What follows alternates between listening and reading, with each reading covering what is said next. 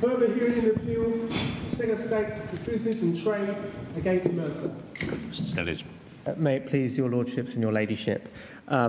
Yesterday I was undertaking my journey through the Strasbourg authorities under three headings. I come to the final case under the first heading. That is the cases which look in general terms at how Article 11 has developed, and we'd finished with the RMT case yesterday afternoon, and the final case in that line of cases is Unite the Union against the United Kingdom, which is tab 32, page 1161. Now, this case concerned the abolition of the Agricultural Wages Board, the effect of which was in practice to bring to an end collective bargaining in the agricultural sector. And the reason it effectively brought to an end collective bargaining in the agricultural sector was that under the compulsory collective bargaining provisions, an undertaking must have a minimum of 20 workers in order to for the machinery for collective bargaining to be brought into play. And the majority, indeed I think the vast majority of agricultural undertakings have fewer than 20 workers. And so this was really about bringing to an end de facto collective bargaining in the agricultural sector. If we could pick up the judgment, please, at paragraph 53, which is at page 1166. There we see the general principles. Article 11 of the Convention safeguards a trade union's freedom to protect the occupational interests of its members by collective action, the conduct and development of which the contracting states must both permit and make possible. See Demir. In substance, it affords members of trade unions the right for their union to be heard with a view to protecting their interests. However, it does not guarantee them any particular treatment by the state. See Good Shepherd Demir. And so that's a general principle I've been highlighting during my submissions. It's about an opportunity to protect the members' interests, but there not being a guarantee of any particular means of doing that. And then at 54, we see the essential elements identified again, the right to form and join a trade union, the prohibition of the closed shop agreements, the right for a trade union to seek to persuade the employer to hear what it has to say on behalf of its members, and in principle, the right to bargain collectively with the employer at C. Demir. But it says, as regards the latter, it should be understood that states remain free to organise their systems so as to grant special status to representative trade unions if appropriate. And then at 55, we see again a reference to this rubric of the sensitive character. This is 8 lines down in paragraph 55. In view of the sensitive character of the social and political issues involved in achieving a proper balance between the respective interests of labour and management, and given the high degree of divergence between domestic systems in this field, the starting point is that contracting states enjoy a wide margin of appreciation as to how trade union freedom and protection of the occupational interests of union members are secured. And then, having cited cases, however, in some circumstances, that margin may be reduced. The court has recently explained that the breadth of the margin of appreciation depends on, among other things, the nature and extent of the restriction of the trade union right at issue, the object pursued by the contested restriction, the competing rights and interests of other individuals in society who are liable to suffer as a result of the unrestricted exercise of that right, and the degree of common ground between member states. And then at 56, although the essential object of Article 11 is to protect the individual against arbitrary interference by public authorities, we see that again, with the exercise of rights it protects, there may in addition be positive obligations on the state to secure effective enjoyment of such rights. The boundaries between the state's positive and negative obligations do not lend themselves to precise definition, but the applicable principles are similar. In both contexts, both regard must be had to the fair balance to be struck between, again, competing interests of individuals and the community as a whole. And then at 59, the applicant has argued that the abolition of the Agricultural Wages Board amounted to an interference with its right to engage in collective bargaining, an essential element of the freedom of association accorded to trade unions. The court is not persuaded by this argument. In Demir, the court found an interference with the applicant's trade union freedom as a result of the absence of legislation necessary to give effect to the provisions of international labour conventions ratified by Turkey and the court judgment annulling the voluntary collective agreement entered into by the applicants on account of that absence. By contrast, in the present case, the United Kingdom does not restrict employers and trade unions from entering into voluntary collective agreements. Legislation in the form of Section 179, in particular of the 92 Act, is in place to govern the enforceability of collective agreements, even where the conditions in Section 179 are not satisfied. Those are conditions that they must be in writing and must be stated to be intended to be binding. Even where they are not satisfied, a collective agreement may nonetheless be enforceable in respect of a particular individual where he succeeds in showing that its terms have become incorporated into his employment contract. Thus, the applicant is not prevented from exercising its right to engage in collective bargaining, and the facts of the case are far removed from those at issue in Demir. And then at 60, the court's accordingly of the view that the applicant's complaint should be viewed from the perspective of the respondent state's positive obligations, and in particular whether the respondent state's obliged to have in place a mandatory statutory form for collective bargaining in the agricultural sector in order to comply with its Article 11 obligations. The applicant argued that the margin of appreciation was a limited one, relying on Demir. However, as the court explained in RMT, in that case was entertaining a very far-reaching, i.e. Demir was examining a very far-reaching interference with freedom of association. In the present case, by contrast, the question concerns the extent of the state's positive obligation in the area of collective bargaining. As the court has already noted, the social and political issues involved in achieving a proper balance between the interests of labour and management are of a sensitive nature. The starting point is therefore that the United Kingdom enjoys a wide margin of appreciation in determining whether a fair balance has been struck between the protection of the public interest in the abolition of the AWB and the competing rights, the applicant's competing rights. So a very deferential approach in my submission is apparent where one is dealing with the positive obligations of the member state, where it is the state is acting to try and balance the competing interests of employers and employees.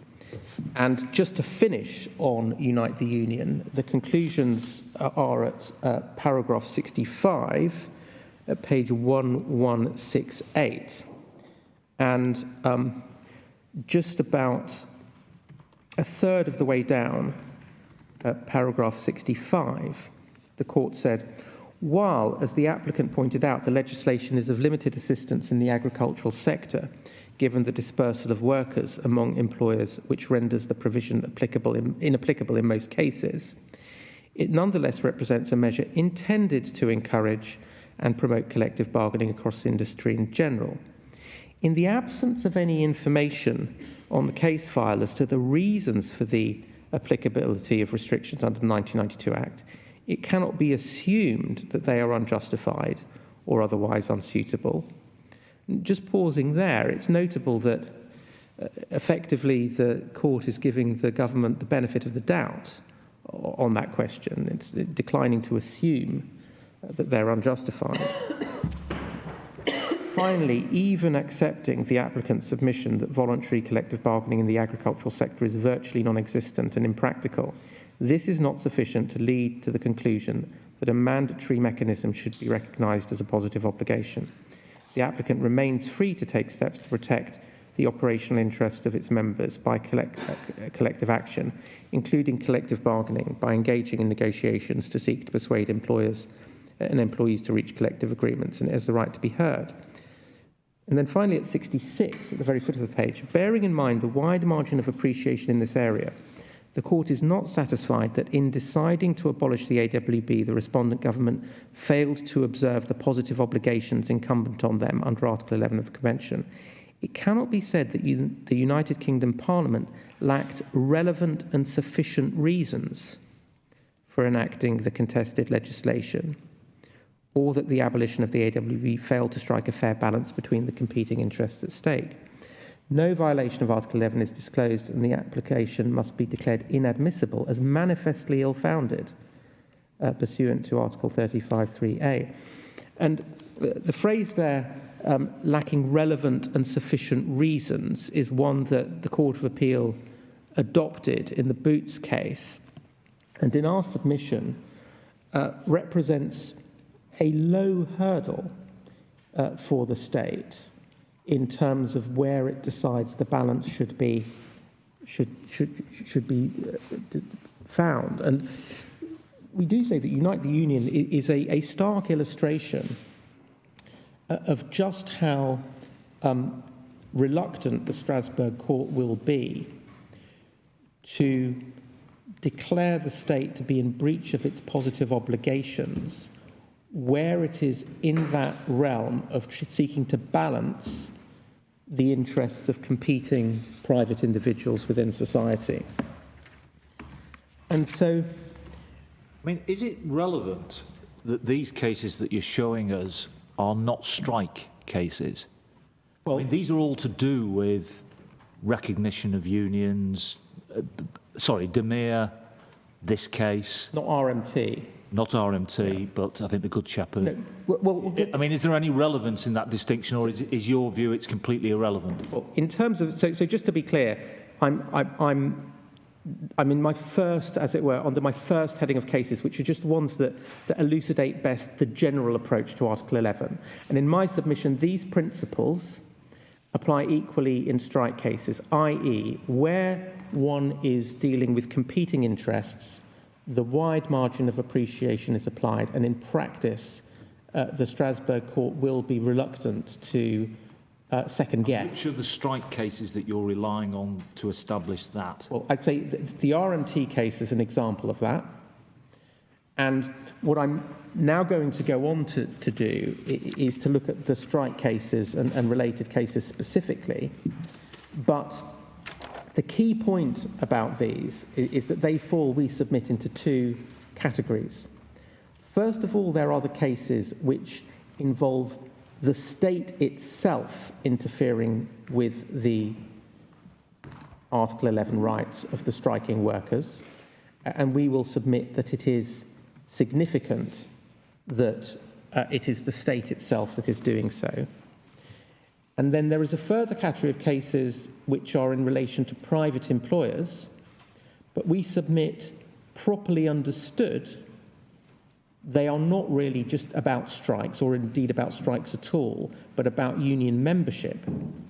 And what I submit is that there is no case in Strasbourg where there has been held to be a breach of Article 11 where a private employer has taken action against a member of staff for participating in strike action. There is no such case. So to seek to make that good, I then come to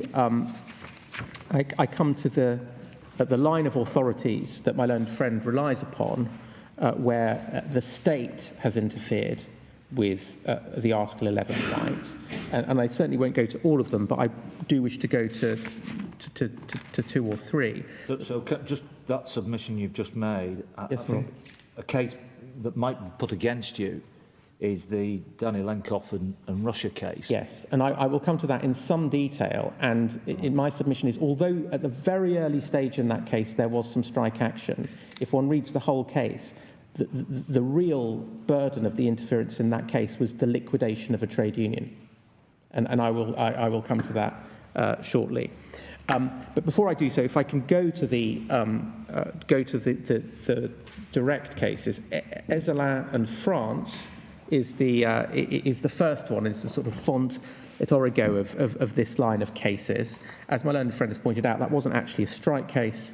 It was about a French avocat practicing in Guadeloupe who was subject to disciplinary sanction, but it is the principle that the case from which the other cases follow. So if we could go to that, it's tab 24, page 990.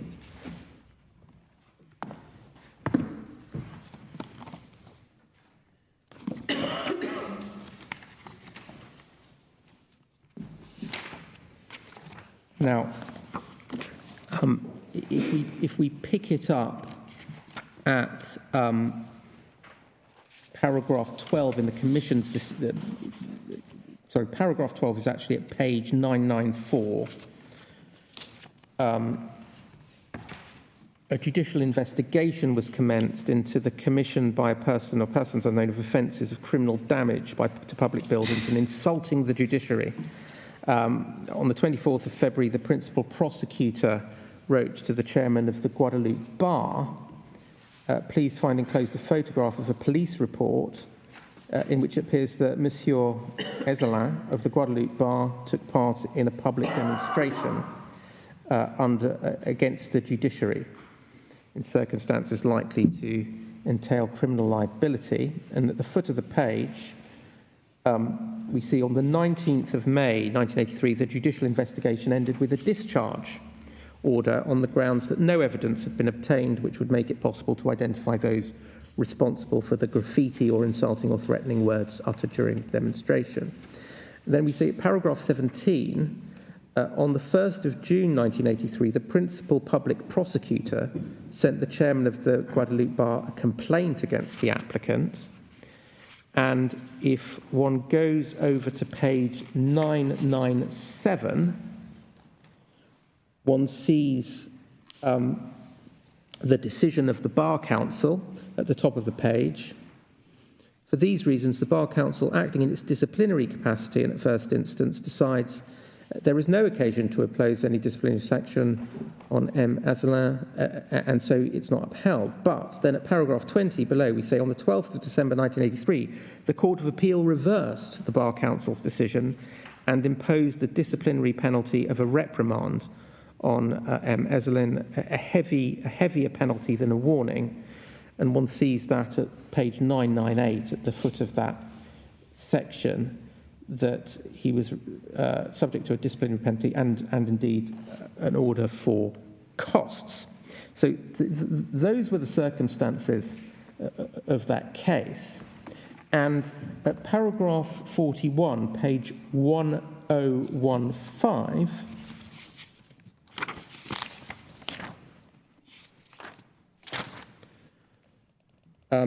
we see 3 paragraphs down, the court found there was an interference with the exercise of the applicant's freedom of peaceful assembly.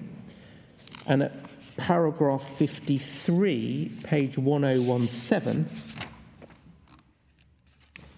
so admittedly the penalty imposed was at the lower end of the scale. The court considers, however, that the freedom to take part in a peaceful assembly in this instance the demonstration is of such importance that it cannot be restricted in any way, even for an avocat, as long as the person concerned does not himself commit any reprehensible act on such an occasion. In short, the sanction complained of, however minimal, does not appear to have been necessary in a democratic society. What we have there is a classic case of the state, in the form of the Court of Appeal, directly penalising a lawyer for exercising his democratic rights and his rights of freedom of association, and indeed it might just as easily have been a case brought under Article 10, freedom of expression. So we're in the absolutely classic negative obligations sphere with that case. And in my submission, that is true of the entire run of Turkish and other cases that my learned friend relies upon. And I'll just go to... Was your submission that if Mrs. Mercer had been an employee of the NHS, the position would be entirely different? If she'd been an employee of the NHS and the state through the NHS took action against her, then the margin would be narrower. Yes. Well, there would be a breach. I'm not saying that. I'm saying the margin would be narrower. But so is that the significance of the difference? It's Yes. just margin. The margin is much narrower because not in all these cases. Just to take an example, What about the fair balance that's struck? It's a different fair balance. Isn't it? it's a different balance. That is the case, and the margin is lower. The margin is narrower. But just to take an example, in one of these, even these public sector cases, Trominchuk and Ukraine, the state took action and it was found not to be a breach of Article 11. So it doesn't necessarily follow that there's a breach. But in my submission, there is a very That different... was an unlawful strike. Yes. In my Well, that's the crucial point about that case, isn't it? Well, that's an important feature of it, undoubtedly. But what is telling in my submission is that the Strasbourg Court's approach to the public sector cases is markedly different from the approach to private sector cases. The principal reason being that when you're in the realm of positive obligations, you are not balancing the competing interests of two groups of private citizens.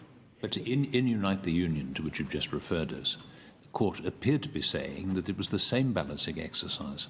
Well, it's in I think what it's saying is that in principle one is balancing in both cases. What one is balancing in both cases is the rights of the individual worker against the rights of the community, and that's a formulation one sees quite a bit. What one only sees in the positive obligation cases and the cases in private sector are the references to the sensitive political issues involved in the competing interests of labour and management. Yes, thank you.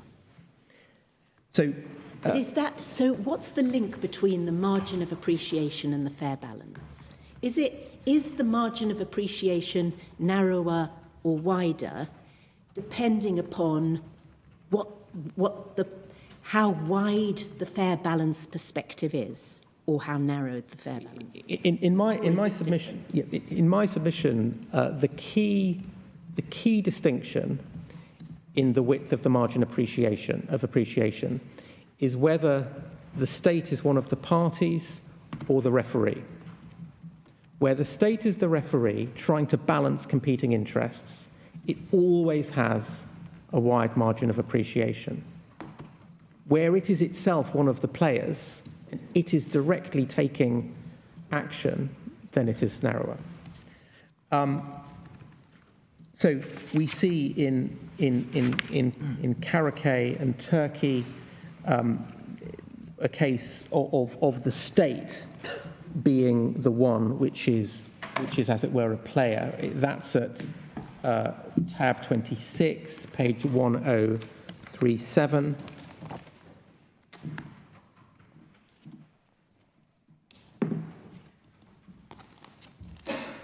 Sorry, 1037 is the translation, the English translation. This is a classic case where it's the state who's doing the breaching. At the foot of page 1038, paragraph 5, the applicant, an electrician, was born in 1957 and lives in Istanbul. At the time of the facts, the applicant was a member of the local section of the Yapı Sen trade union related to the KESK, Conference of Public Employees Trade Unions. And over the page, on the 5th of September 2002, the Istanbul provincial governor informed the competent authorities that the KESK, to defend the purchasing power of civil servants and raise awareness, would, in particular, slow down and take a break from work as well as demonstrate. The provincial governor asked the authorities concerned to take all the necessary and dissuasive legal measures against the staff who would take part in these demonstrations. The note from the provisional governor was also sent to the Ministry for Territorial Cohesion. According to the Ministry for Territorial Cohesion, the applicant participated in the demonstration, and you see at paragraph 11 he received a warning for that. So here we have the state itself orchestrating the victimization of someone participating in a demonstration. And if one goes on to page 1043, paragraph 37, the court examined the contested disciplinary sanction in light of all the facts to determine in particular if it was proportionate to the legitimate purpose allegedly pursued, given the prominent place of freedom, peaceful assembly. The court notes that the applicant was given a warning as a disciplinary sanction because of his participation in the national one-day strike organised by the UKSC, of which he was a member, protested against the bill relating to purchasing power of civil servants. Yet the sanction in question, as minimum as it was, is intended to dissuade members of the trade union from legitimately taking part in a strike day, to defend the interests of their members. And then Appellant is cited.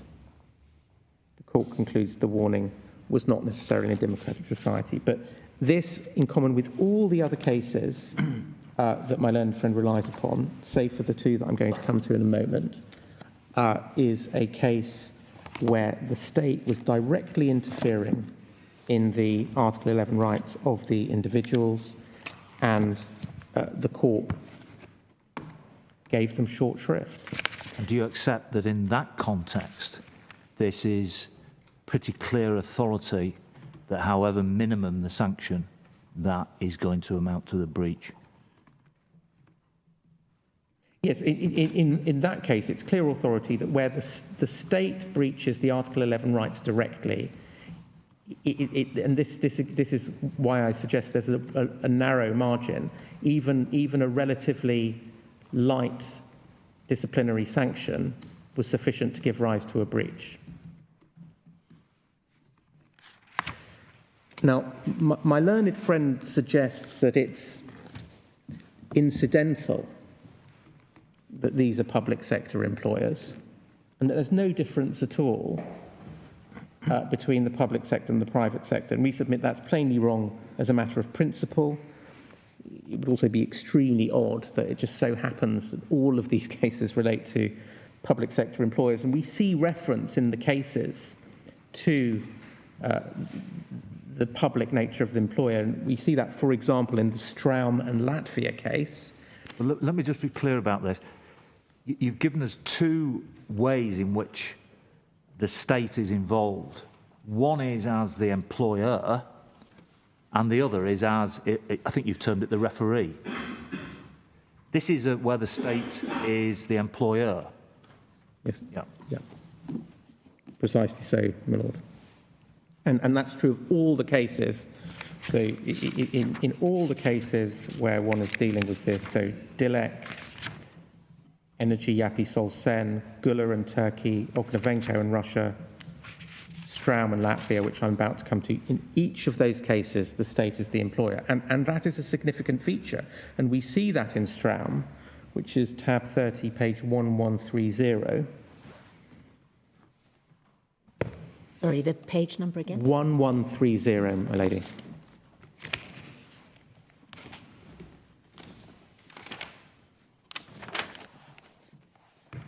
Now, this was a case where the applicant worked as an air traffic controller, and she had written a letter on behalf of the union. She was a union official, and she, or at least representative, and she wrote a letter complaining of, in relation to working matters, in response to which she was subjected to a has to be said, fairly nasty campaign of victimization by the state employer. She was suspended, she was told to stand idle, she was sent for a mental health assessment, and those who congratulated her on her birthday were spoken to for having done even that. So it was a fairly egregious case. But if we can take it up at paragraph 89,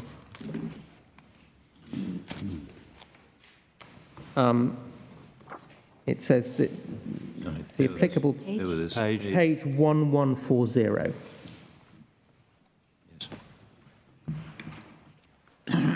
In the present case, the question of freedom of expression is closely related to that and freedom of association within a trade union context.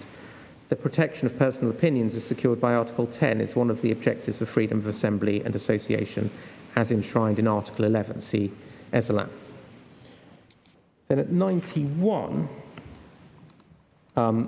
The court reiterates that Article 11, Para 1, presents trade union freedom as a special aspect of freedom of association. The Convention safeguards freedom to protect the occupational interests of trade union members by trade union action, the conduct and development of which the contracting states must both permit and make possible. A trade union must thus be free to strive for the protection of its members' interests, and its individuals have a right, in order to protect their interests, that the trade union should be heard. And just pausing there, that's a repeated refrain in these authorities that Article 11 requires that the union should have a means of being heard.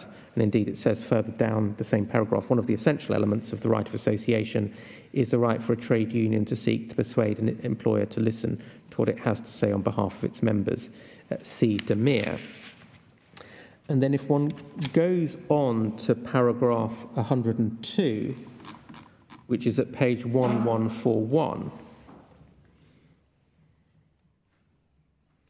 about eight... just before we leave, 92, we again get this point about minimal sanctions, but you're in effect conceding that in these sort of cases, is that right? In these cases, even relatively light sanctions have been held to give rise to Article 11 breach. And if one goes on to paragraph 102,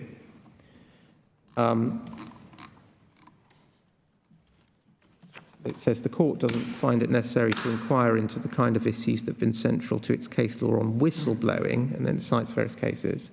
It says, and the present case concerns the context of the freedom of expression of a trade union representative. Here, the aim of the expression was not to raise the public awareness of an unlawful conduct, but to advocate for the socio-economic interests of the trade union members and certain safety concerns.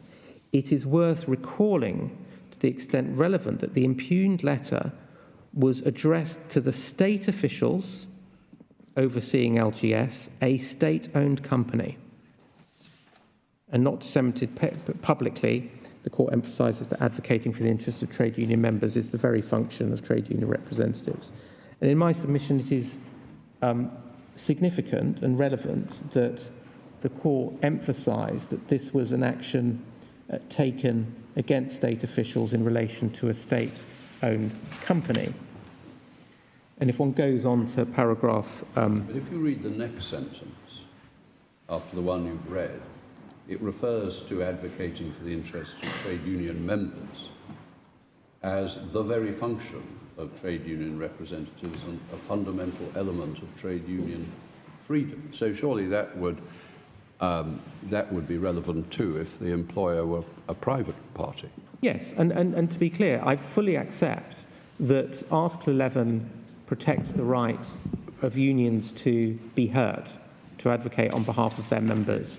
But is this what this case is about? Well, I mean, this case is about a state employee being victimised for making representations on behalf of is whether it's relevant in this case that she was a state employee. In my submission, it is. It is. And not least because the court in paragraph 102 goes out of its way to note that this was a state employer and that the letter that led to the victimisation was to state officials. The point that's being made is it was not disseminated publicly. It was sent to the state officials that oversee the employing company. Well, not really. Wasn't that the point that's being made? It's not public dissemination, which is regarded. I'm not sure why. Well, I'm not sure I'd accept that. In my submission, it is relevant that they go out of their way to make this point, because otherwise they could have just said it was made to the employer. No, it wasn't made to the employer. That's just the point. It was made to the state officials who oversee the employer. Who oversee the employer. It is a significant distinction. But in my submission, the fact that it refers to it being state-owned and state officials does go to... So the next sentence, though, you say is something that would be peculiar to a public employer. Sorry, the sentence the court emphasises, that sentence. Yes, and that is a statement of general principle, which would apply to any employer. Yes, it would apply to any employer. Yes. What will differ from public and private employers will be the extent to which the court will intervene. And in the case of state employers, it's shown itself very ready to do so. In the state of private employers, not so. And with that in mind, I was proposing to turn to the third category of cases, which are the private sector employers. Just before we leave that, it's not a strike case as such. No. But it is very close to it, I think, in the sense that she is, or was, as I understand it, encouraging people in relation to threatened strike action. Well, yes, but in my submission, it lay more centrally within the realm of, as it were, the core of Article 11, because what it was most of all about was a union representative making representations on behalf of her members, and that is the ability to do that is, we accept, right at the heart of Article 11, which is why the Strasbourg Court extended the essential elements in Demir, because there the union had been shut out from doing that, and that is a key aspect of the right. Turning then to the private cases, the first is Danilenkov. As my learned friend pointed out, in fact, there was some dispute as to whether that was a public employer, but the court decided, essentially proceeded without deciding the point. But if we could go to that, that's at tab 20, page 873. And this does require, in my submission, a careful reading, because the devil is in the detail. So this was, we submit, in reality a case about a wholesale and sustained attack on union membership for which there was no effective remedy in Russian law. And we can pick up the facts at paragraph 13, which is page 878. In May 1996, the DUR took part in collective bargaining. A new collective labour agreement was signed, which provided for longer annual leave and better pay conditions. Sorry, Mr. Selitz, paragraph? Paragraph 13, my lord. Thank you. As a result, over a period of 2 years, DUR membership grew from 11 to 275. The applicant stated that the Kaliningrad seaport employed over 500 dockers at the material time. On the 14th of October 1997, the DUR began a 2-week strike over pay, better working conditions and health and life insurance. The strike failed to achieve its goals and was discontinued on 28th October 1997. So there was a strike in the chronology here, but as we'll see, that wasn't by any means the main burden of the case. The applicant submitted that since 28th of October 1997, the management of Kaliningrad Seaport had been harassing DUR members to penalise them for the strike and incite them to relinquish their union membership. Then at 17, according to the applicants, their earning time was substantially reduced as a result of their transfer to reserve teams assigned to work day shifts only. In late November 1997, the managing director attempted to encourage their co-workers to relinquish their DUR membership by immediately transferring those who left the union onto non-DUR terms, which had access to actual cargo handling work.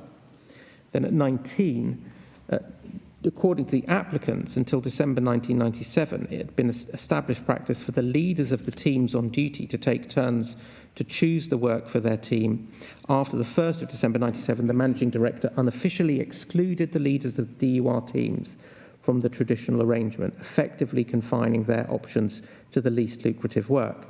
The applicants' income fell by half to 3/4 because they did not reserve any cargo handling work paid at piece rates, but performed only auxiliary work paid by the hour at half the normal rate. Then at 21, the applicants further alleged that their employer had deliberately kept the DUR teams understaffed in August 1998. There had been 3 persons in teams numbers 9 and 10 and 6 persons in teams number 12 and 13, so as to have an excuse not to give them access to cargo handling work. And then at 24, between 5th of April and 14th of May 1998, the annual test of Dockers' knowledge of the work safety regulations was held. The DOR representative was not allowed to be a member of the test committee or even to be present during the test. Over the page, at page 880, we see then at paragraph 30, on the 10th of August 1998, 33 Dockers, formerly staff members, were transferred to as-needed contracts. The applicants pointed out that 27 of the transferred Dockers had been DUR members, while at the material time the average rate of DUR membership at the seaport was 33%. The applicants alleged that the transferred Dockers were on average better qualified than their co-workers who'd been retained. On the 11th of November 1998, the managing director ordered that 47 Dockers be made redundant. On the 20th of November 1998, the Human Resources Director served notice on 35 Dockers, of whom 28 were DUR members, according to the applicants. If we could then go to paragraph 40, at page 881. On the 12th of December 1998, the DUR filed an action on behalf of its members, including 6 applicants, with the district court. The DUR requested the court to find that the seaport's management policies had been discriminatory and to order compensation for lost earnings and non-pecuniary damage sustained by the claimants. And then over the page, at page 882, paragraph 47, on the 14th of August 2000, the Kaliningrad Regional Court ordered the discontinuance of the civil proceedings in the part concerning the discrimination complaint. The court decided that the existence of discrimination could only be established in the framework of criminal proceedings concerning a specific official or another person. Legal entities such as the Seaport Company could not be held criminally liable. Therefore, the court concluded that it lacked jurisdiction to examine the discrimination complaint against the Seaport Company. In the remainder, the court upheld the judgment of 22nd of March 2000. On 9th July 2001, all the applicants brought a fresh action against the Seaport Company. So this is 4 years on at this stage. They sought a declaration that they'd been discriminated against on the grounds of their DUR membership and that their rights to equal pay for equal work and access to work had been violated. They also requested that the violations be made good by the Seaport Company and they be awarded compensation for non-pecuniary damage. Over the page at 49, on the 18th of October 2001, the Justice of the Peace of the First Court Circuit, in an interim decision, dismissed the application for a declaration. The court followed the reasoning of the judgment of 14th of August 2000. It held it lacked jurisdiction to establish whether there had been discrimination because such a fact could only be established in criminal proceedings. However, a legal entity could not be held criminally liable. So this was what I described as the catch-22. Only criminal proceedings were held to be a vehicle for seeking to complain, but a legal person, as opposed to a natural person, couldn't be subject to criminal proceedings. Unfortunately, matters then got worse. If we go on to page 886, paragraph 74. In August to September 1999, the Seaport Company management founded a subsidiary stevedoring company, TPK, which hired 30 new dockers. Between September 1999 and November 2000, TPK's dockers worked together with the Seaport Company dockers in mixed teams. On the 27th of November 2000, a new collective labour agreement was signed between the Kaliningrad Seaport Company management and the Maritime Transport Workers Union.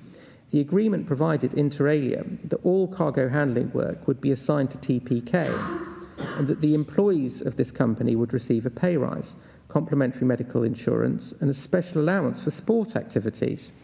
In December 2000 and January 2001, the Seaport Company management offered most dockers lucrative transfers to TPK, but all the DUR members were allegedly excluded from the transfer.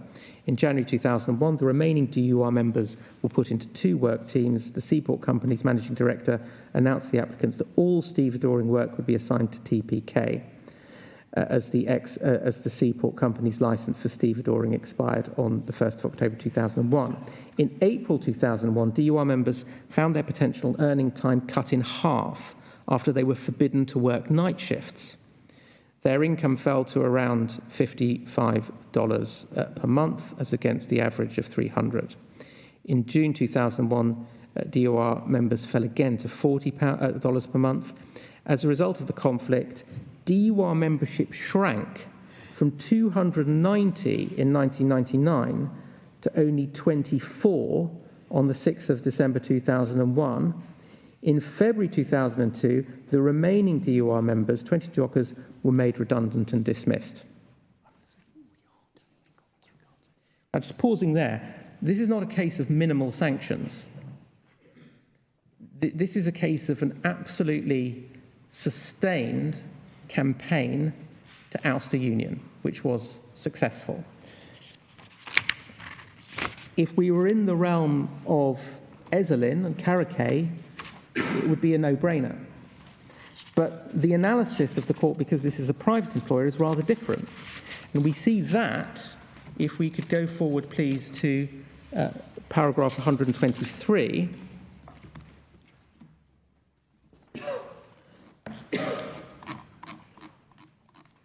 Paragraph 123, just to pick up one point, this is page 895. Two-thirds of the way down paragraph 123, we see this. The totality of the measures implemented to safeguard the guarantees of Article 11 should include protection against discrimination on grounds of trade union membership. Just pausing there, the reference to the totality of the measures, you may recall from the Demir case, and it's relevant because when I come to make my submissions about whether Article 11, whether we're within the margin of appreciation, my submission, one has to look at the overall landscape of protections. Going then to paragraph 124, the court finds crucially important that individuals affected by discriminatory treatment should be provided with an opportunity to challenge it and should have the right to take legal action to obtain damages and other relief. Therefore, states are required under Articles 11 and 14 of the Convention to set up a judicial system that ensures real and effective protection against anti-union discrimination. So we're in the realm of positive obligations here. Going over the page to 896, paragraph 130, the court notes that various techniques were used by the Kaliningrad Seaport Company in order to encourage employees to relinquish their trade union membership, including their reassignment to special work teams, with limited opportunity dismissal subsequently found to be unlawful by the courts, reductions in earnings, disciplinary sanctions, refusals to reinstate employees following court judgments. As a result, DUR membership shrank dramatically from 290 in 1999 to 24 in 2001. So this is effectively annihilation of the union through an attack on its membership. 4 lines down, the clear negative effects of DUR membership on the applicants were sufficient to constitute a prima facie case of discrimination in the enjoyment of the rights guaranteed by Article 11 of the Convention. Then at 132, the court observes that Russian law at the material time contained a blanket prohibition on all discrimination on grounds of trade union membership or non-membership. But then at 133, these provisions, however, remained ineffective in the instant case. The court notes that the domestic judicial authorities in 2 sets of proceedings refused to entertain the applicant's discrimination complaints, holding that the existence of discrimination could be established only in criminal proceedings, that the applicant's claim could not therefore be determined via civil action. And then at 134, the principal deficiency of the criminal remedy is that, being based on the principle of personal liability, it requires proof beyond reasonable doubt of direct intent on part of one of the company's key managers to discriminate against trade union members. Failure to establish such intent led to decisions not to institute criminal proceedings. Furthermore, the victims of discrimination have only a minor role in the institution and conduct of criminal proceedings. The court is thus not persuaded that a criminal prosecution, which depended on the ability of the prosecuting authorities to unmask and prove direct intent to discriminate against the trade union members, could have provided adequate and practical redress in respect of the alleged anti-union discrimination. And then over the page, at page 898, at paragraph 136, in sum, the court considers that the state failed to fulfill its positive obligations to adopt effective and clear judicial protection against discrimination on the grounds of trade union membership. It follows that there has been a violation of Article 14 of the Convention taken together with Article 11. Now, I pause to note that if this was a case of the state doing all this, the Strasbourg Court would not have seen the need to resort to Article 14 if it's been a state employer victimising a union and liquidating it in this way. We see a very different approach in Danilenkov, because here we were dealing with a private employer, and the question was the legal structure and framework which the court set up sufficient to satisfy the state's positive obligations under Article 11? And we submit the following three key features of Danilenkov need to be noted. First of all, the principal burden of this case, as is clear from paragraphs 130 to 136, was a sustained attack on union membership, amounting to harassment aimed at ousting the union altogether, something it ultimately achieved.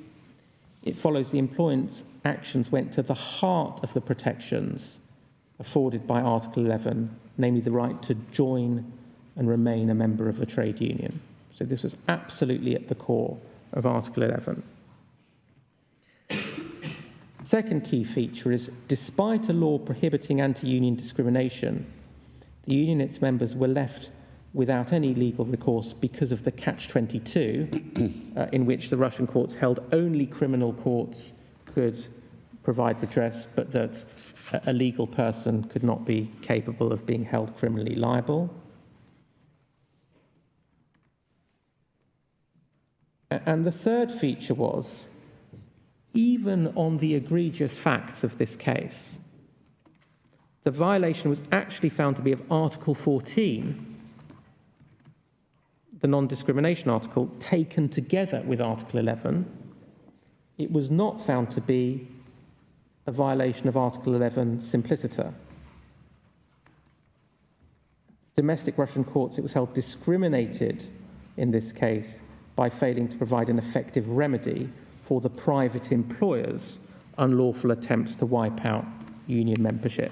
But why does it matter? Why is that significant? Well, that it's because, I mean, here there was some legislation that protected union members from discrimination, from victimisation. Yes. But the avenue wasn't available. So it easily fell into an Article 14 read with Article 11 perspective, but it doesn't, it's not significant. Well, in my submission, it is significant in this sense, my lady, that if it made no difference whether one were dealing with a public sector or private sector employer, it would be surprising that the Strasbourg Court felt the need to make the finding on the basis of Article 14. That's a different point, isn't it? Well, that's a separate point. I understand that point. Yes. Why are you placing significance on it being an Article 14 read with Article 11 rather than Article 11 freestanding? That's what I don't place any further significance than that. You said even on the egregious facts of this case, the approach was to treat it as a violation of Article 14 read with Article 11 rather than Article 11. Yes, do you abandon that point? No, I don't abandon it at all. I would say it would be surprising if we weren't in a different framework for private employers under with a wide margin of appreciation. In my submission, it would have been very odd for the Strasbourg Court to feel the need to have recourse to Article 14. It could have simply said this is a straightforward breach of Article 11. It didn't do that, indicating that this was not far from the margins of an interference with the rights of these workers, even though they had been subjected to such an awful campaign. And in my submission, that is indicative of the very different approach that's taken in the private cases. That's all the point. Perhaps I misarticulate it. That's the point that we seek to make on that. The other case that's relied upon as a private sector case is Tekgida and Turkey, which is tab 31, page 1147. And This is, again, we say, submit... Just before you leave... Yes, of course. The Danny Lenkoff case, you're saying that it's not so much a strike case as a case directed at union membership. Yes. But in a sense, doesn't it cut both ways, that case, because it tends to show that the two are intimately intertwined? Well, I mean, the whole thing that triggered... I mean, why are they bothered about the union? Answer, because they went on strike. Well, that's part of the relevant chronology, but it is important to remember that if one goes back to Demir and Wilson and those cases which identify the essential elements of Article 11, union membership has long been an essential element of Article 11. Striking has not, and indeed even in RMT, the Strasbourg Court did not say that striking was an essential element. It can fall within the ambit of Article 11, but not in the same way. And in my submission, the reason it's seen as not so fundamental or essential is that going on strike is just one of many ways that a union may have to defend its members' interests. It may be able to defend its members' interests through making representations, either in the context of collective bargaining or otherwise. Some unions are prohibited from striking. Prison officers, police, and so on, and in some countries, civil servants and other essential workers. That isn't necessarily a breach of Article 11, but often what the Strasbourg Court says is, well, what other means does the union have to seek to represent its workers' interests? And so, in my submission, it is important not to simply elide all of these, well, they're all part of Article 11, so they all must be treated the same. In fact, the Strasbourg Court has not done that. The Strasbourg Court has regarded the right to union membership and the right to be heard or to have an opportunity to be heard as absolutely fundamental. It has not adopted that approach to strike action. And although strike action was there right at the beginning in 1997, by 2001, when the union was finally ousted and liquidated, that was not what this was about. This was about getting rid of union membership, and indeed that's what the court says at paragraph 130, that this was about encouraging employees to relinquish their trade union membership.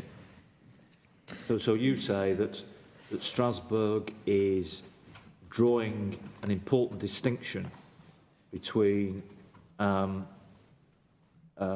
membership rights, trade union membership rights to collective bargaining, making rights of representation to employers and so on, from what some people might regard as absolutely critical to the existence of trade unions, which is the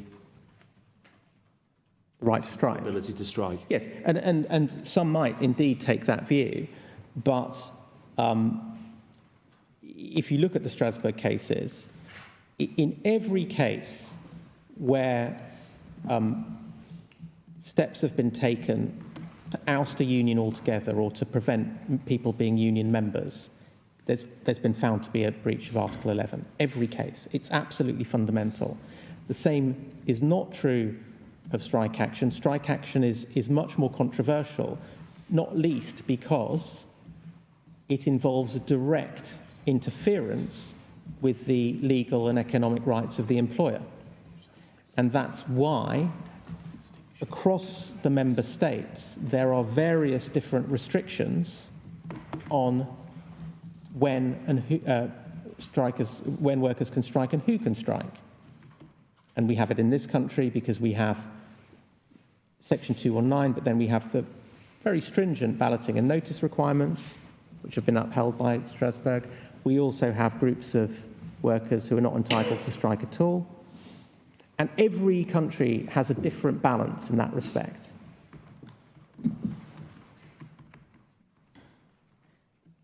And the fundamental nature of union membership, in my submission, is borne out by the final case that I wish to refer to on this, which is Tekgida and Turkey, which is tab 31.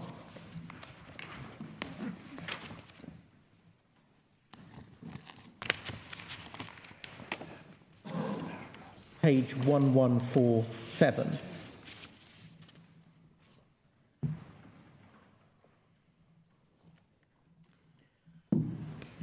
And we can pick it up at page 1149 and see the facts. In 2002, a number of employees at 3 factories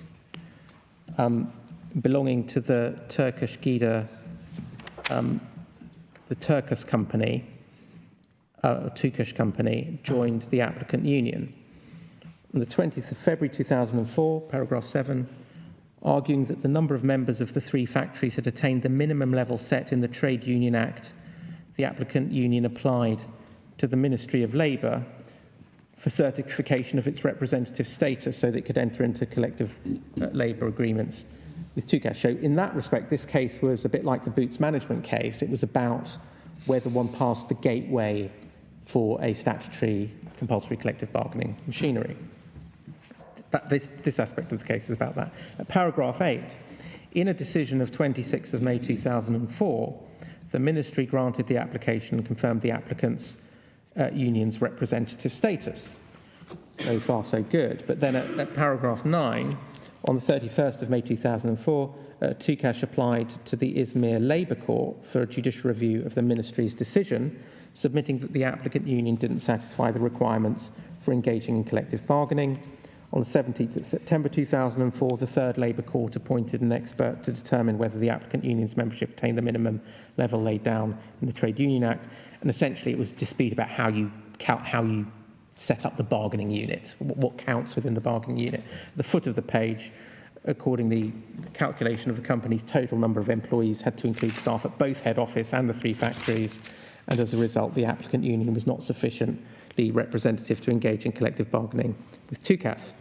At 42, the applicant union challenged the expert report before the Labour Court, and at 13, the Ministry asked the Labour Court to reject the application by Tukash, arguing that its decision authorising the applicant union to represent employees had been lawful. At 14, in a judgment of 2nd December 2004, the Izmir Labour Court found in favour of the company, withdrew the applicant union's representative status. It based its decision on the arguments set out in the first reproach, etc. At 15, the applicant union appealed. The Court of Cassation dismissed the union's appeal. And then at 17, meanwhile, at the start of 2004, Tukash had invited employees who were members of the applicant union to cancel their membership on pain of dismissal. Some had complied, but 40 employees had refused.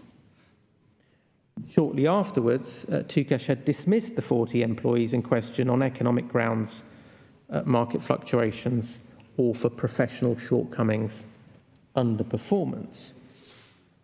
And then at 22, Tukash did not reinstate, this is over the page at 1151, Tukash did not reinstate any of the employees it had dismissed and paid them compensation as ordered by the Labour Courts. By 2005, the applicant union no longer had any members among the staff of Tukash.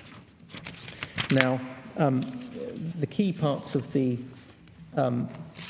decision can be seen from paragraph 48 onwards at page 1155.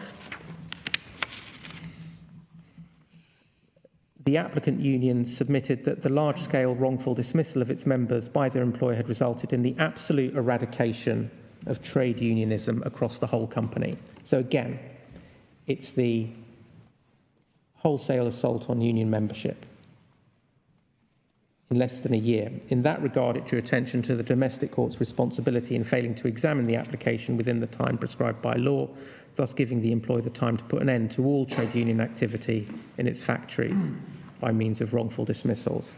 It also emphasised that the domestic courts had given the employer the choice between the reinstating dismissed employees and paying compensation for their dismissal, that in doing so they'd left the way open for the dismissal of those employees wishing to remain members of the union. And then over the page, at page 1156, halfway down paragraph 51, the union had lost the chance of retaining its members, of attracting new ones and attaining the necessary threshold to qualify as representative for the purpose of collective bargaining within the company in question.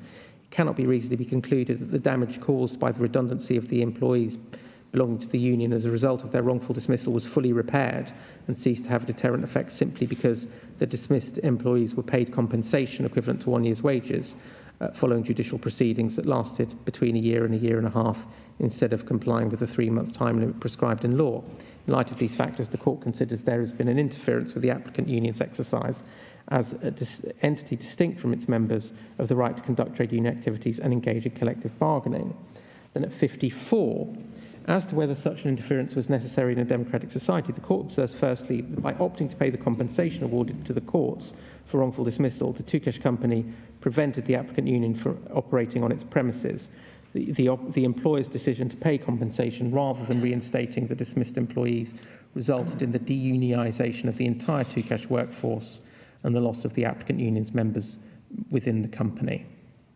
The court considers that the loss of membership amounted to a restriction striking at the core of the applicant trade union's activities, meaning that the national authorities had a narrower margin of appreciation and that more was required to justify the proportionality of the interference. However, there was nothing in the case to suggest that where the civil courts involved in the case awarded the minimum amounts permitted by law in compensation for wrongful dismissal, they gave careful consideration to the deterrent effect of such awards, for example, by taking into account the low wages of the dismissed employees and the significant financial power of the company that employed them. The court notes that the employer's refusal to reinstate the dismissed employees and the award of insufficient compensation to deter the employer from carrying out any further wrongful dismissals did not infringe the law as interpreted in the judicial decisions in the present case. It infers from this that the relevant law as applied by the courts did not impose sufficiently deterrent penalties on the employer, which by carrying out large-scale wrongful dismissals negated the applicant union's freedom to seek to persuade employees to join it. Accordingly, neither the legislature nor the courts involved in the case satisfied the positive obligation to secure the effective enjoyment of the applicant union's right to seek to persuade the employer to hear what it had to say on behalf of its members. And therefore, that was held to be a breach of Article 11. But key to this, and this reinforces, I hope, the point I was seeking to make to my Lord Burrows, which is that this was a case about loss of union membership and the union being ousted from the employer. That was held to strike at the core of Article 11, and therefore a corresponding narrow margin of appreciation applied. The right to seek to persuade the employer is fundamental, and that's what this case was about. This case has nothing at all, however, to say about strike action.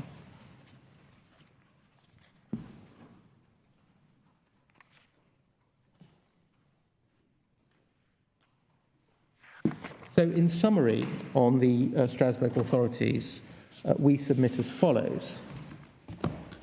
There is an important difference in the way cases of negative and positive obligations are treated. The key difference being in positive obligation cases, the state is seeking to balance the competing interests of different groups of citizens, the workers and employers, which brings with it a corresponding wider margin of appreciation. We also see from the Tekida case that where one is in the very core of Article 11, the right to union membership, again, there is a narrower margin of appreciation. A narrower margin of appreciation. A wider margin applies where one is at the extremities of the right, which includes the right to strike, which has not been held to be an essential element. The right to strike is not, on the Strasbourg authorities, one of the essential or core aspects of Article 11, at least yet. the private sector cases cited by the appellant are not, in reality, cases about the right to strike, but are cases about wholesale attacks on union membership. And we submit it remains the case that there is no Strasbourg authority involving a private sector employer where the mere imposition of a detriment for participating in industrial action has been held to breach Article 11.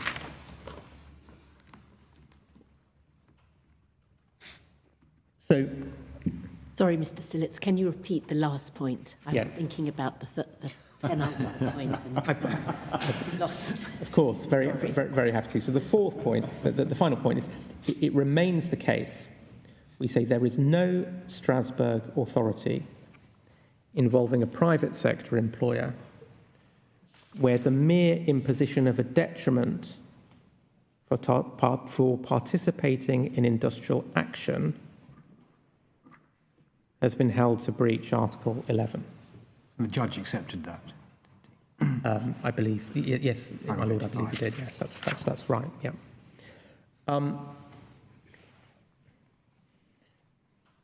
So, having taken up a lot of time with the authorities, I apologise if that's been a rather laborious process, but I can now move on, I hope, rather more quickly to make our submissions on the grounds of appeal. So, dealing with ground one, does Article 11 require a blanket prohibition against detriment for taking industrial action?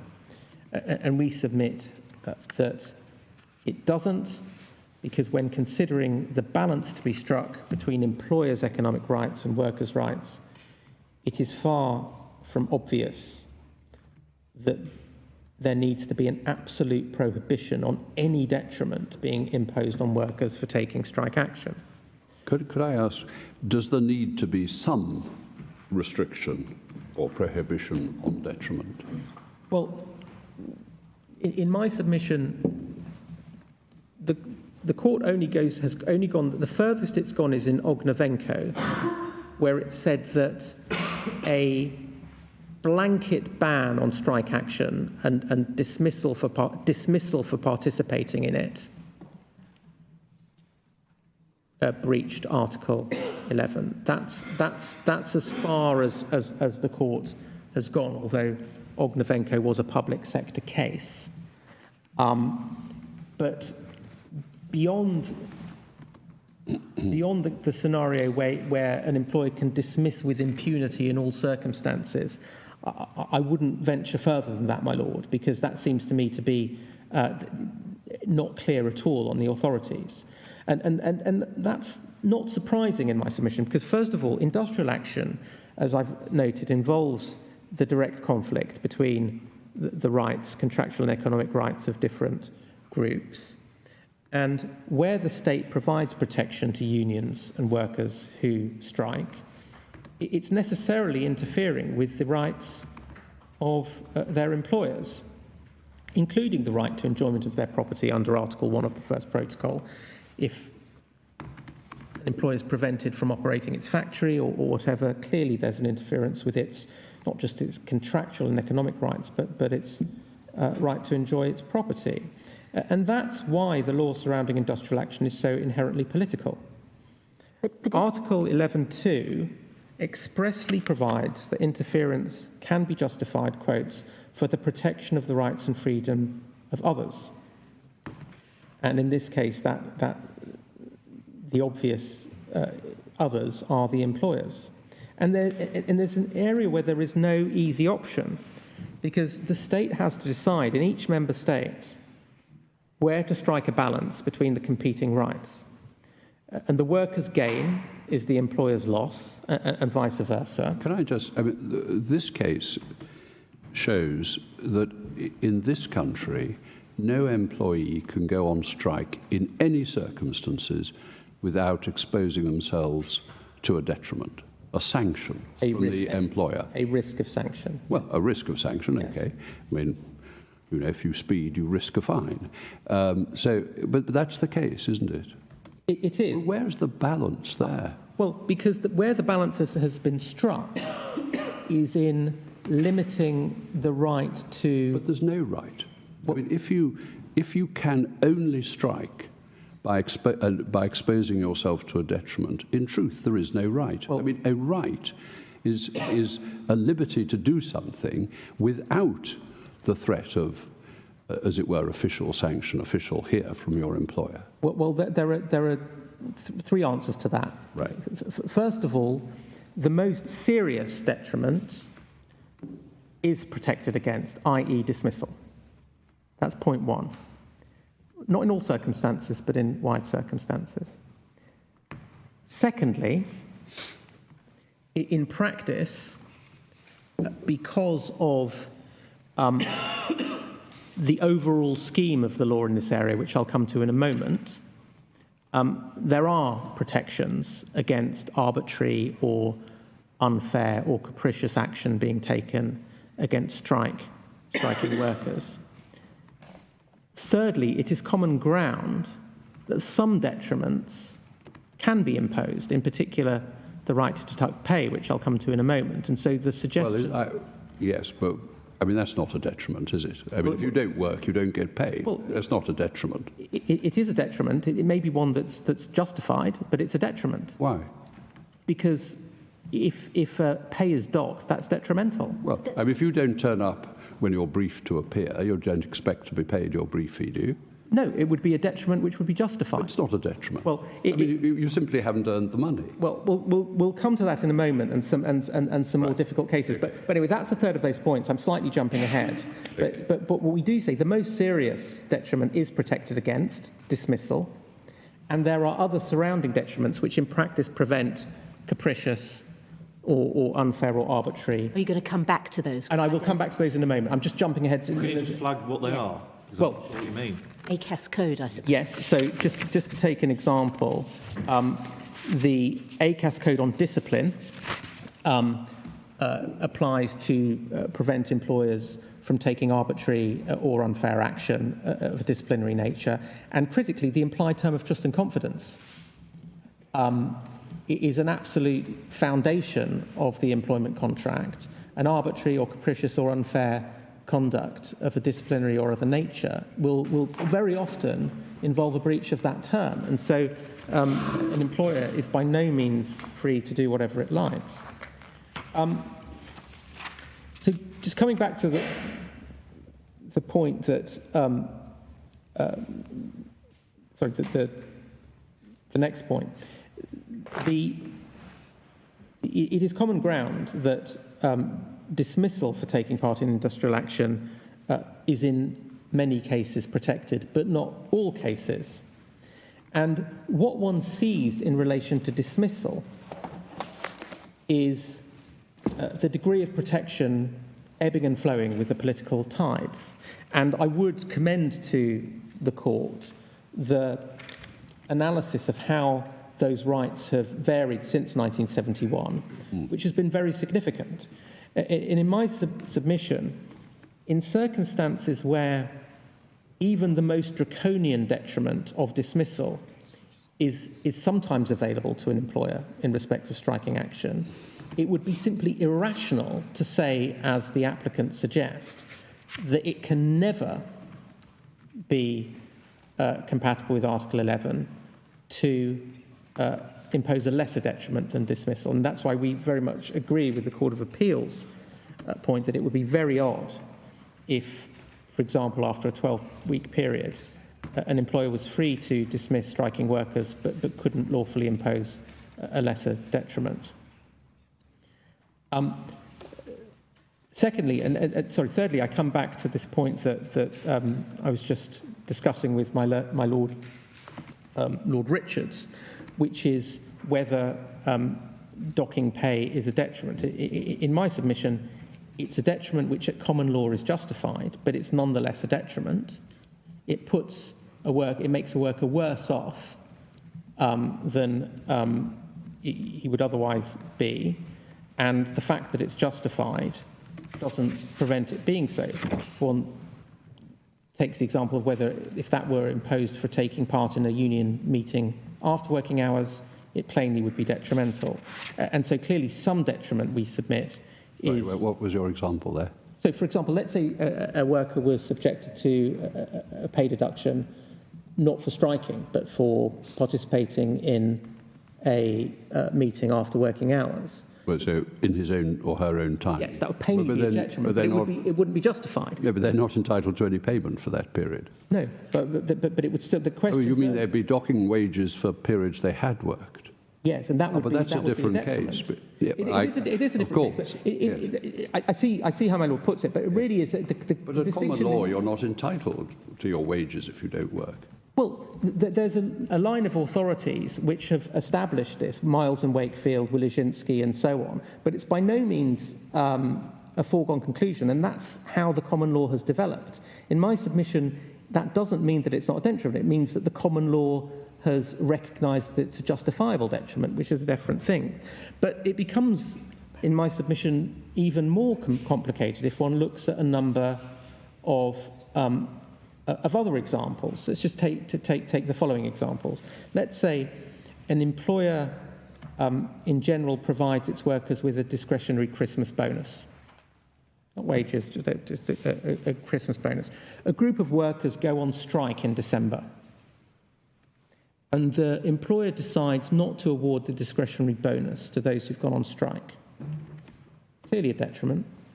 But in my submission, can it really be said that Article 11 requires that the employer should not be able to do that? And indeed, that's one example. One could apply the same reasoning to any of the other discretionary benefits and bonuses that employers often give, sometimes non-contractual, sometimes contractual. Is it really to be said that Article 11 prevents an employer from imposing a detriment for those who participated in a strike? Well, there'd be protection there, wouldn't there? Because that could discrimination come in? That would be discrimination on trade union grounds, wouldn't it? Well, if it was for participating in strike action, Yeah. it wouldn't fall within Section 146. No. So there wouldn't be. I mean, these become quite complicated examples, don't they? Because it all depends on how discretionary the discretionary bonus is, and what are the terms and so on. It does. I make these points merely to illustrate the point that this is complicated. And because it's complicated... well, I think the other side would say it's very simple, because that's plainly a detriment, and that's the end of the story. It's contrary to But why should a worker have to pay a Christmas bonus to workers who've disrupted its undertaking? Why should an employer? Yeah, why should the employer have to pay the Christmas bonus to those who've gone on strike in December? It's not well, if it's a purely gratuitous bonus, yes, then I mean, no doubt your case would be pretty strong on that. If it's a contractual bonus, well then there might have to be some sort of apportionment or something of that sort.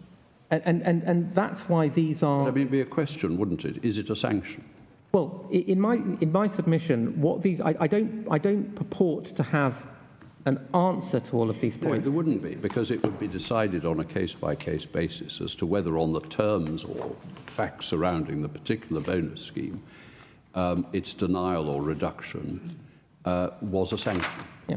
Just to finish the point, so that one takes other examples. Let's say an employer has a discretion as to whom to allocate particular shifts, and it decides to allocate the more favourable shifts to workers who have attended consistently rather than those who've gone on strike. Now, in my submission, it's far from obvious that there's anything wrong with that, and it's even less obvious that Article 11 is so hard-edged as to prevent that being done. Another example, an employer has a discretion as to who to promote. Would it be wrong for an employer to take into account, in deciding who to promote, whether an employer had attended regularly as opposed to one that had gone on strike? Now, views may differ on that, but in my submission, it's a very strong thing to say that Article 11 requires that the employer must leave out of all accounts the absences of the employee on strike action. Take another example, disciplinary sanctions. In a case perhaps not very different from the present one, let's say a care worker abandons a shift partway through putting the employer in breach of health and safety regulations and gets it in trouble with the regulator. It's participation in strike action. Is it to be said that under no circumstances would an employer take disciplinary action against a worker who did that because they were participating in industrial action? Now, as I say, views on these things may differ, but in my submission, it is far from obvious what the answer to these examples are. And critically, Article 11, at least as it's been interpreted in Strasbourg, is not so hard-edged and specific that in a private sector case, it requires that in every single one of the examples I've just suggested to this court, the employer is not permitted to take any detrimental action. In my submission, that is going well beyond the Strasbourg case law and simply does not afford the appropriate margin of appreciation to the state in legislating in this area. Can I just ask you, does it depend on, Section 146 has got a motive provision, and everything turns on whether the employer is doing it in order to, I can't remember the words, deter or penalise. Or penalise. Yes. So, one can see that the employer may have very good reason to discipline a care worker who abandons a shift, putting the employer in breach of its regulatory obligations, provided the employer isn't doing that to deter or penalise the going on strike. Yes, but it would be fine. Well, but doesn't that condition the provision in a way that avoids the problems that you've identified? Well, in my submission, not, my lady, because in that case, the employee would say, I was called out on strike, I went on strike, you're penalising me for doing so. And therefore, it's far from clear that that would be a defence to the employer. As I say, I don't want to take these specific examples too far, but it just shows how difficult these points are. And in my submission, and this really comes to issue 2, one has to therefore bear in mind that we're here in the realm of positive obligations and not negative obligations. How far is the state required to go in order to protect private sector workers in this field? But a view might be that the state has not gone anywhere. As my Lord Richards put to you, there is an absolute absence of any regulation of detrimental treatment short of dismissal in relation to participating in a strike. There's none. So the only way you can say a fair balance has been struck is by looking at what is there in relation to dismissal. Otherwise, there's no evidence of any balance being struck. I fully accept that. As things stand, since this legislation was enacted, that is where the balance has been struck. Consistently, Parliament has decided, and parliaments of all political stripe have decided, in some circumstances, dismissing for striking will be unlawful. In most circumstances, detrimental action for participating in industrial action in union activities at an appropriate time will be unlawful. But Parliament has chosen again and again not to go there and say detriments short of dismissal for striking should be protected. That is a choice Parliament has taken.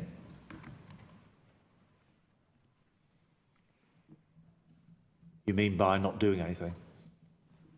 By not imposing a specific liability in that respect. It's not done nothing, because it has either side of that protected dismissal in certain circumstances and protected trade union activities at an appropriate time. So it's not done nothing, but it's done nothing about that because presumably government has not considered that it's necessary to do so. And it is for comment. It's always trying to work out what the silence of Parliament actually means. I mean, you know, one might say against what you've said, there's not even been any discussion of it.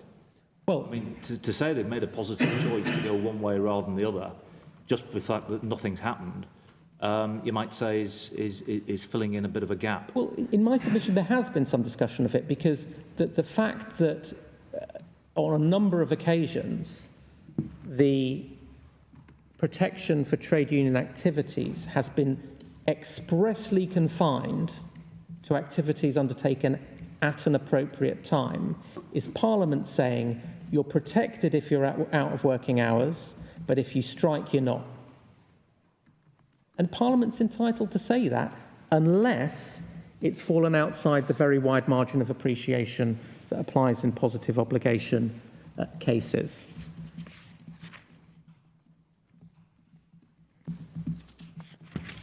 And I've referred to Unite the Union, the phrase relevant and sufficient reasons, that's the relatively low bar for justification in that case. That was adopted by the Court of Appeal in the Pharmacists Defence Association case. For your note, it's paragraph 54 of Lord Justice Underhill's judgment in that case, which is at page 603 of the electronic bundle. And what is the proposition that he adopts? The proposition, perhaps we can go there quickly. It's tab 12 of the authorities bundle, page 603.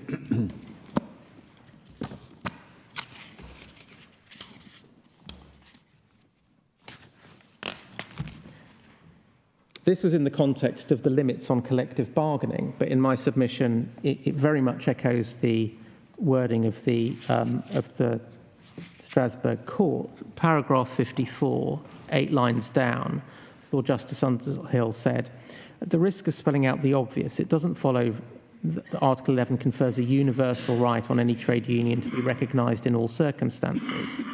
It is self-evident that any right to be recognised conferred by domestic law will have to be defined by rules which identify which unions should be recognised by which employers in respect of which workers and for what purposes.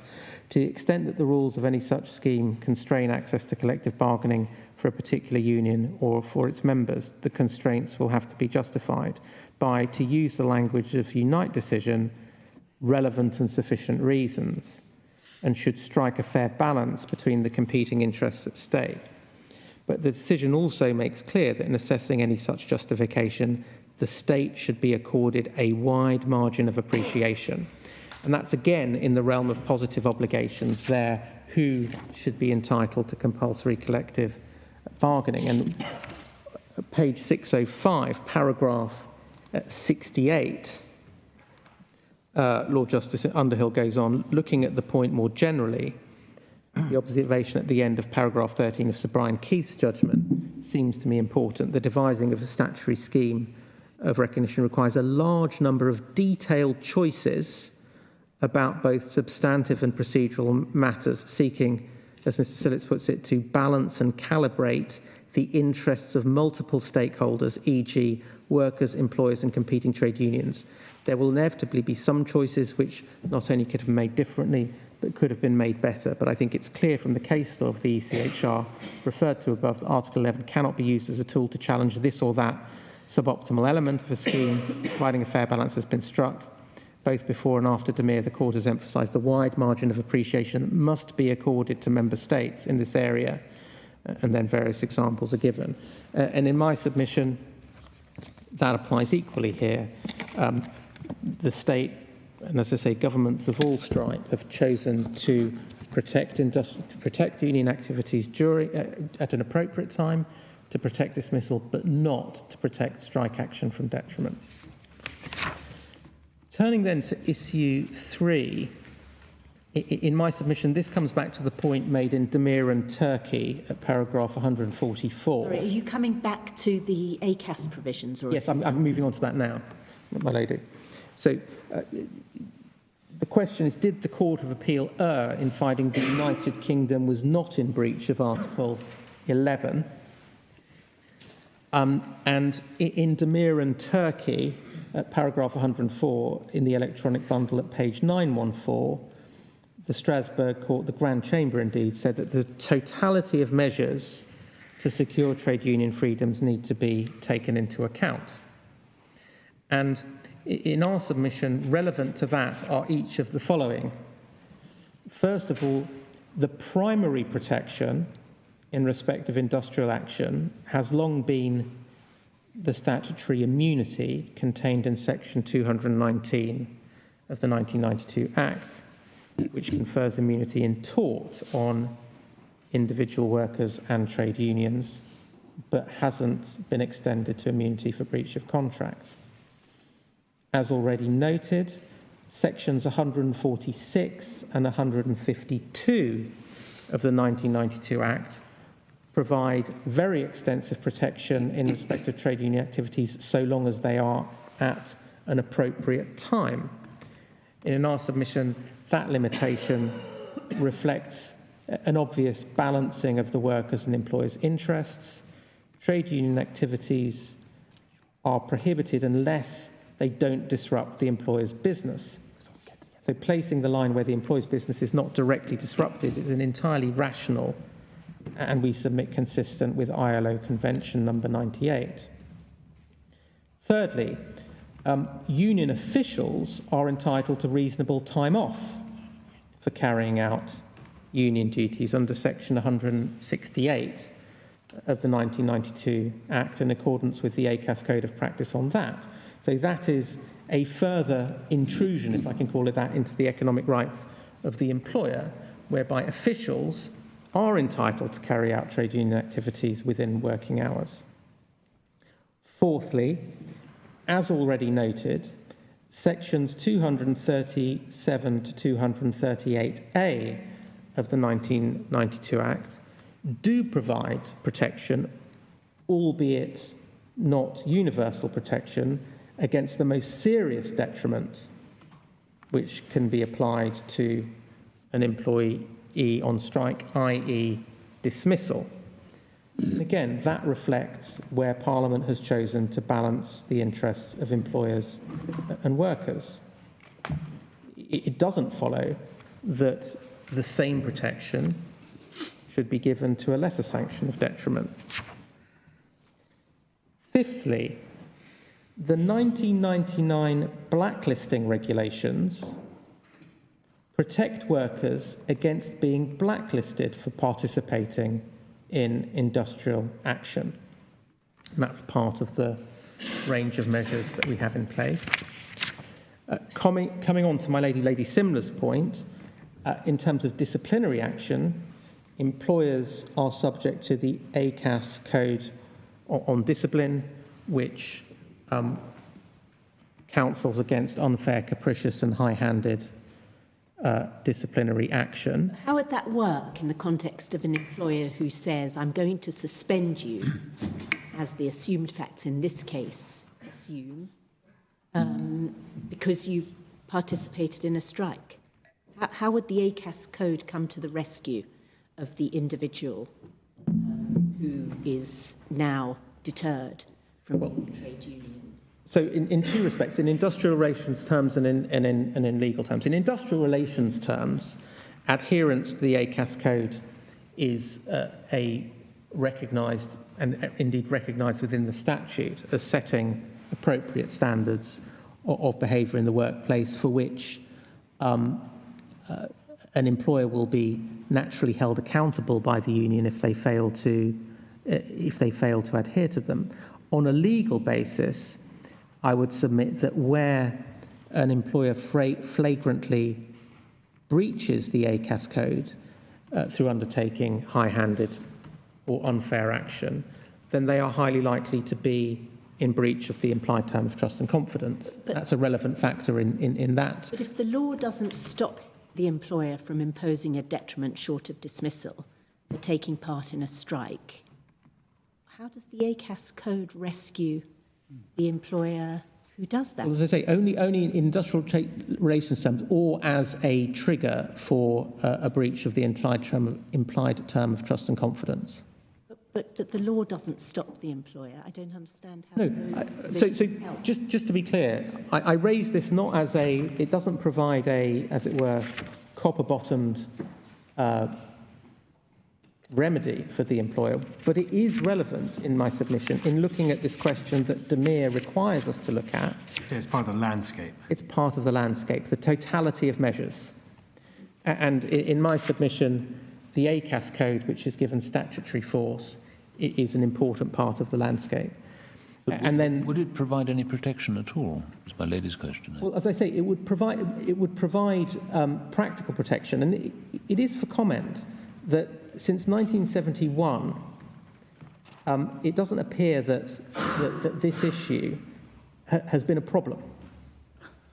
And one has to ask why, and there are probably a number of reasons why, but one of them is that in reality, employers, for industrial relations reasons, because they're bound by the ACAS code, because they don't want to constructively dismiss workers and so forth, tend not to do this. And so the reality is, in a sense, the proof of the pudding is in the eating. But one is not coming before this court, nor in previous incarnations of the legislation, saying there's this horrendous problem of victimisation, which is unremedied. Doesn't seem to be the case, and it may be that the ACAS code is one of the reasons for that.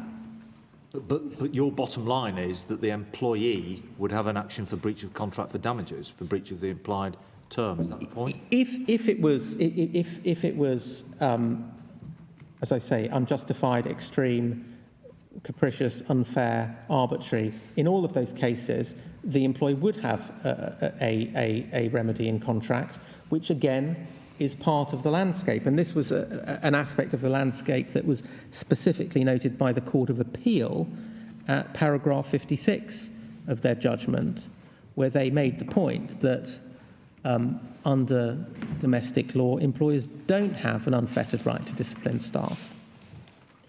So in my submission, ultimately, the question is, taking into account that entire landscape, the totality of measures, can it be said that the choice that Parliament has made lies outside the wide margin of appreciation which is recognised in the statutory authorities? And we submit that there is no basis for saying that. It is notable that the balance since 1971 has been kept in more or less the same place by governments, Conservative, Labour, Coalition alike. And in my submission, it would be a very strong thing to say that that's simply, the Strasbourg Court would say you've got it so badly wrong that you need to legislate in this area. And for that reason, we submit it cannot be said that the current state of the law involves a breach of Article 11.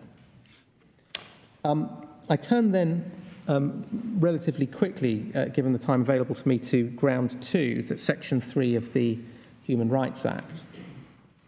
And obviously we don't get there if this court accepts our submission that there is no Article 11 breach. But in our submission, this is a case where it would not be possible within the meaning of Section 3 of the Human Rights Act to read down the legislation for two reasons. First, because to do so would inevitably involve this court in making policy choices which are in the nature of the legislative function rather than the judicial function. And secondly, because to do so would be irreconcilable with certain fundamental features of the legislative scheme. I won't, in the interest of time, go to Poplar Housing and Donoghue, or indeed In Re S Minors, which are the two authorities which make the point that interpretation of statutes is a matter for the courts, the enactment of statutes and the amendment of statutes are matters for Parliament. For your reference, Poplar, Harkle and Donoghue, Lord Wolfe's judgment, paragraph 75C, is at electronic bundle page 1767, and the relevant passages in Lord Nicholl's judgment in Re S Minors, it's paragraphs 35 to 40, at pages, electronic bundle, page 521 to 2. The key point is that Section 3 doesn't entitle the court to legislate. Its task is one of interpretation. And the key difficulty here is that even if it were the case that some provision in this area were required by Article 11, the introduction of legislation would necessarily require all of the following difficult issues to be addressed. So, first of all, should the protection apply to unofficial action? Mr. Justice Trowley said yes. The Court of Appeal, that my learned friends say no. It should only apply to protected industrial action. That's a policy choice. Point 2: should the protection apply to official industrial action where the ballot and noticing requirements haven't been fulfilled? That's a policy choice.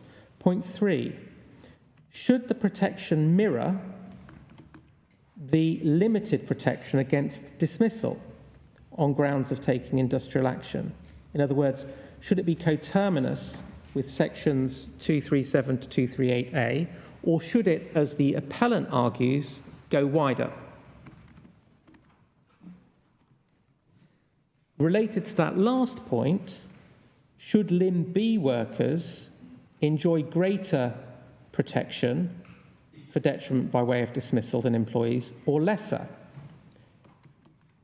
On the EAT's approach, Limb B workers could never be dismissed for participating in industrial action.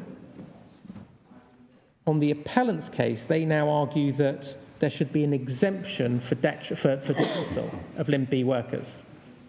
In paragraph 93, that's their formulation. So in other words, they discriminate against Limb B workers in the protection they have as compared to employees. Should the right to deduct salary be expressly excluded, or in respect of other specific detriments which on their face are justifiable, Christmas bonus and so on? Now, one cannot come up with a formulation which either predicts what Parliament would do if it were to debate this, or avoids making those policy choices. And that's why we say it is instructive to see just how the different courts have approached this. So in the Employment Tribunal, it was argued that Section 146, as it is, applies to strike action because of deemed consent, and therefore there's universal protection against detriment for participating in strike action.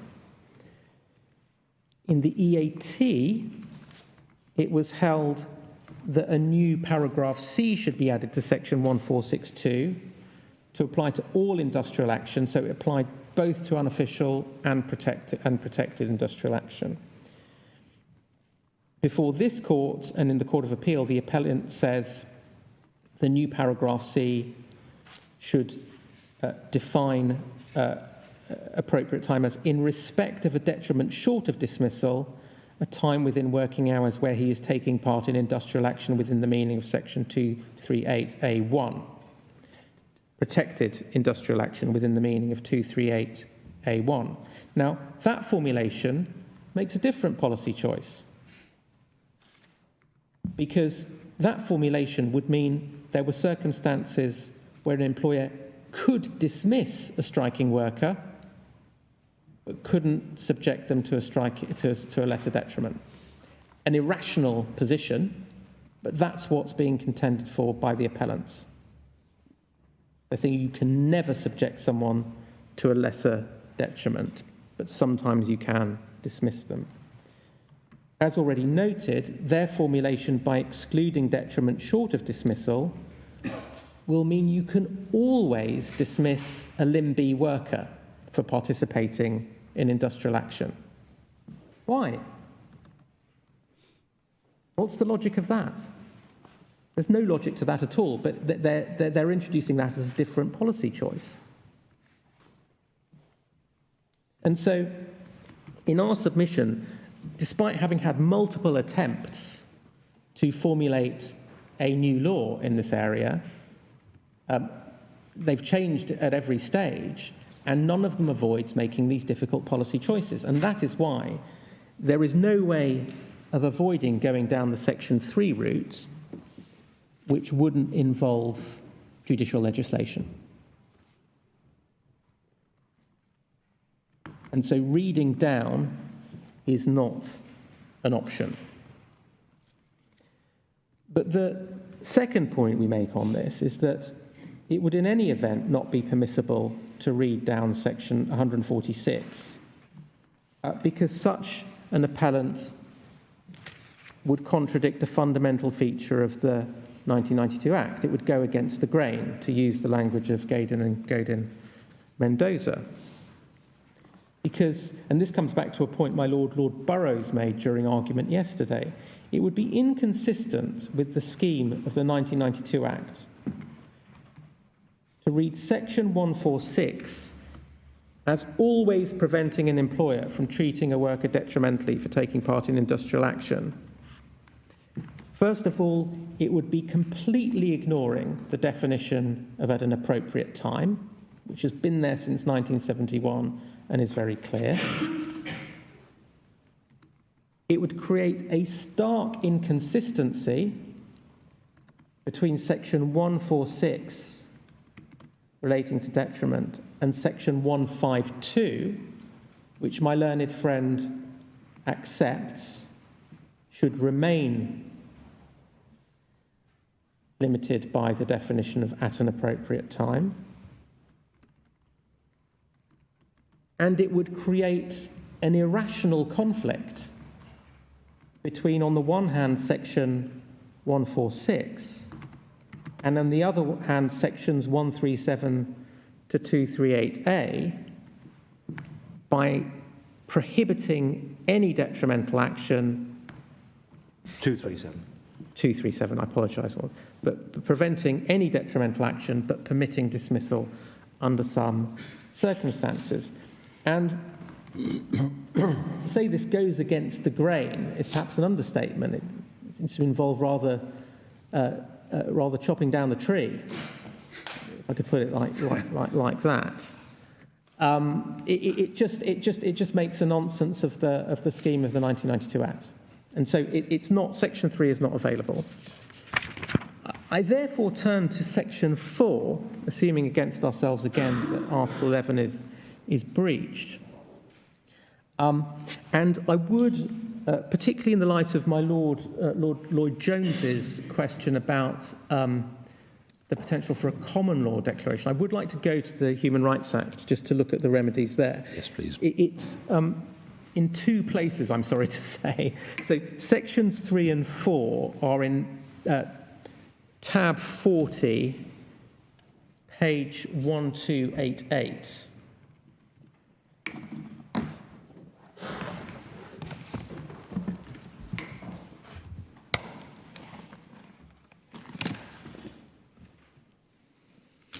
That's where we find the Human Rights Act.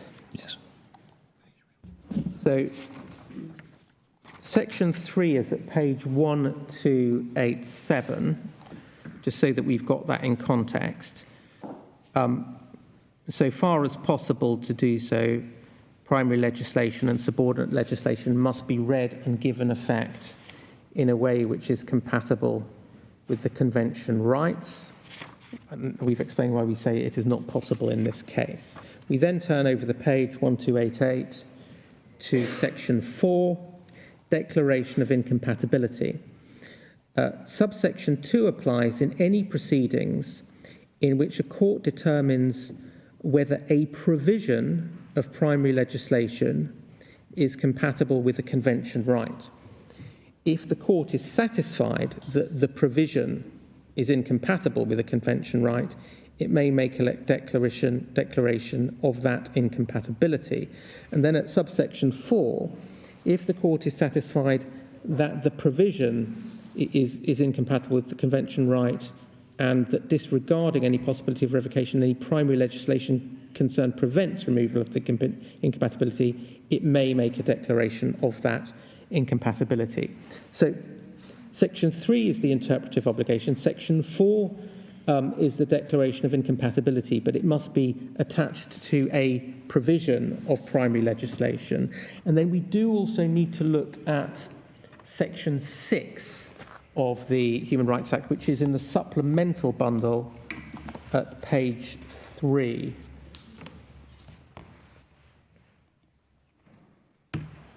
Now, this is the general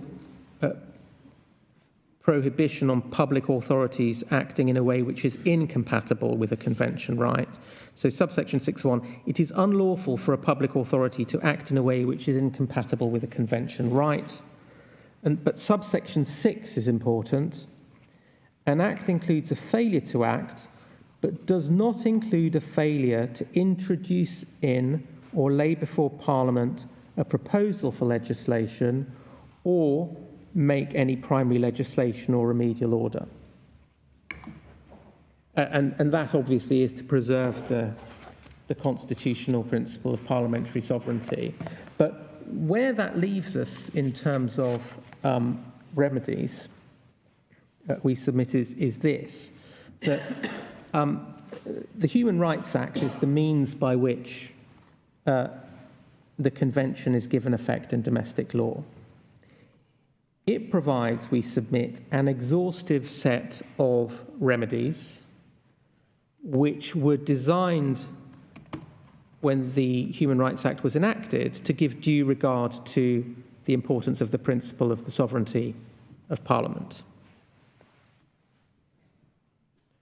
Secondly, where, as here, the challenge is to a legislative scheme, the two remedies available are sections 3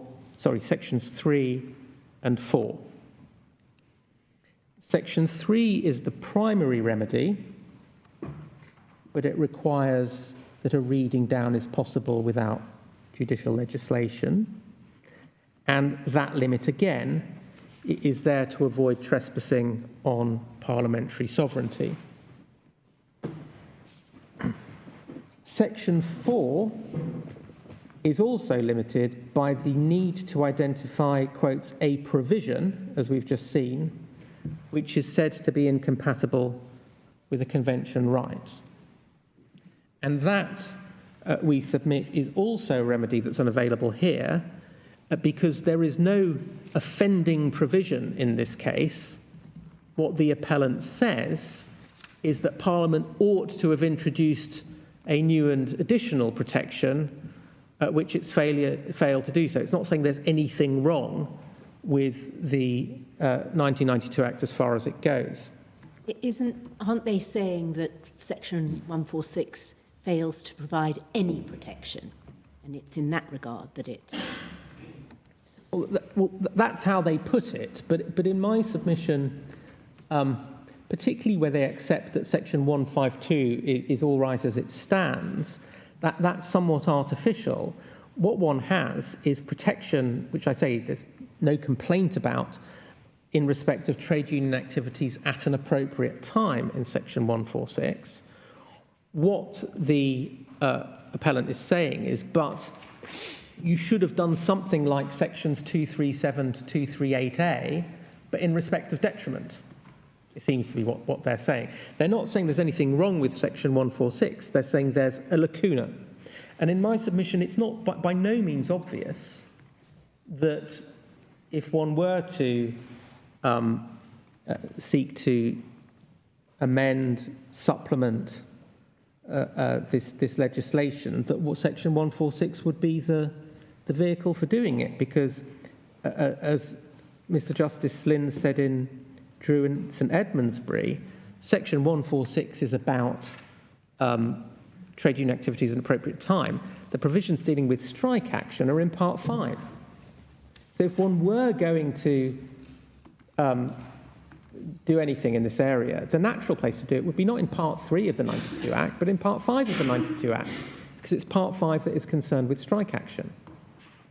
And so, whilst... I guess the appellants would say, well, that's a matter for Parliament if we were to get to that position. It may well be that ideally they'd look across the whole raft and decide what's the easiest way to proceed. But nevertheless, they can, at this stage, pin the argument to a specific provision. Then it's then a choice for Parliament. But which one? Because in one sense, Well, they're pinning it to 146. but that with respect is doesn't seem to make sense, because it would be more obvious to pin it to perhaps sections 237 to 238A, but say that they should cover detriment as well as dismissal. And it seems to me this is the problem they've got, that they're not really saying there's anything wrong with what's there. They're You're saying it's artificial to pin it to 146. Indeed, I my understand Lord, the point. precisely. Turning on then thirdly to the limit on remedies, this is reinforced by section 6.6, which we've just looked at, because that makes it unlawful for a public authority to act incompatibly with the convention right, but makes it clear that a failure to legislate is not unlawful, again, preserving the sovereignty of Parliament. So it follows that, we say, while the court may make a declaration, a common law declaration, that a public authority has acted incompatibly with the convention right, it mustn't seek to make a common law declaration that Parliament has failed to legislate so as to secure a convention right, because that would be contrary to section 6.6 and trespass on the constitutional settlement inherent in the Human Rights Act. So we say that's the answer to my Lord Lloyd Jones's question about whether it would be appropriate to make a common law declaration. It may then be said, well, what is the position if the Human Rights Act provides no remedy, but there is said to be a breach of Article 11? And in our submission, the answer to that is that under those circumstances, an individual would have to go to Strasbourg, because the rights have been brought home under the Human Rights Act, but if the Human Rights Act doesn't provide the remedy, you're still left with your remedy you had before the Human Rights Act, which is an application to Strasbourg. And just two references You're to make very tight for time now, Mr. Yes, I know, and I am about to sit down. I think my learned friend had an extra 5 minutes. I'm just on the cusp of going over time. But just finally, we've given to my learned friends, and we will send into the court two authorities which deal with the limit of the common law power to grant declaration. We say it's AXA and General Insurance against HM Lord Advocate, which provides that it's unconstitutional to grant a common law declaration impugning an Act of Parliament. And for your note, it's Lord Hope at paragraph 49. Paragraph 49. And equally, the courts cannot make a declaration as to the legal effect of unincorporated international treaties. That's RSC against the Secretary of State for Work and Pensions. And we say the same principle applies if one is acting in respect of the European Convention, but outside the rubric of the Human Rights Act. So the point would be that the ILO Convention is incorporated only to the extent that it's in the legislation. yes, Yeah. yes. My Lords, my Lady, those submissions on behalf of Thank you, Mr. Smith. I'm very grateful. Mr. Ford. My Lords, my Lady. Yes, so starting with Article 11. Mr. Stillett says there are three circumstances in which Article 11 is breached: direct prevention of collective bargaining, victimisation in the private sector because of a wish to engage in collective bargaining or where it shuts out the employer, or finally where the state directly imposes sanctions on individuals. Now, on the Secretary of State's account, an employer in the private sector in the UK can apply any sanction to employees who take part in a lawful strike: refuse to promote, remove discretionary benefits, suspend indefinitely, and so on. Everything is permitted because of the wide margin of appreciation. Whereas it seems, although I'm not clear Mr. Stillett has actually... I should say, in answer to my Lord Richards, The only thing he says that Article 11 requires protection against in the private sector are dismissals with impunity. So everything else is permitted. Whereas it seems, although I'm not clear Mr. Stillitz has actually conceded this, in the public sector, any sanction, however light, is contrary to Article 11. And we say that's a surprising starting position. But can I just try and crystallise what we say is the disagreement between us on this and where we stand? The Strasbourg Court has rightly emphasised the wide margin of appreciation for states when it comes to determining the parameters of lawful collective bargaining, strike action and the scope of trade union activities. That reflects, we say, the broad variety of labour law systems across the member states. That's what we call a perimeter question. And that is a socio-economic question with a wide margin. By contrast, we say the protection of the individual trade union members who are acting within the parameters, within that perimeter, is subject to the most stringent protection and is subject to a narrow margin. And that, we say, is because individual victimisation lies at the core of Article 11 protection. So the state doesn't have a wide margin when it comes to protecting individuals against being victimised in engaging in trade union activities within the perimeter.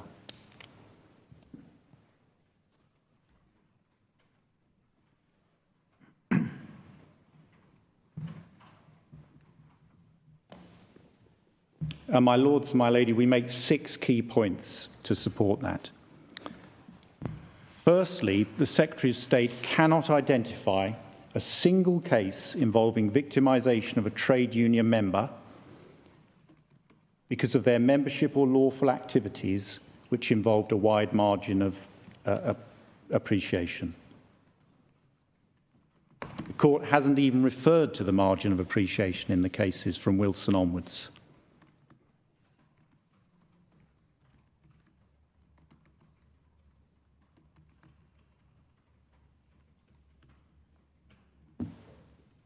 Secondly, the Secretary of State cannot identify a single case where victimisation of individual members for participating in lawful activities was justified under Article 11(2).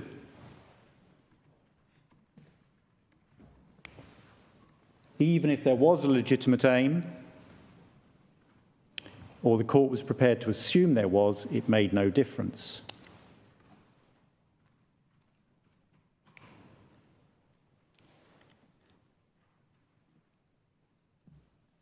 Thirdly, the Secretary of State has not identified a single case where the fact the employer was in the public sector made any difference to the legal analysis or outcome in the area of victimisation of individual members engaged in trade union activities.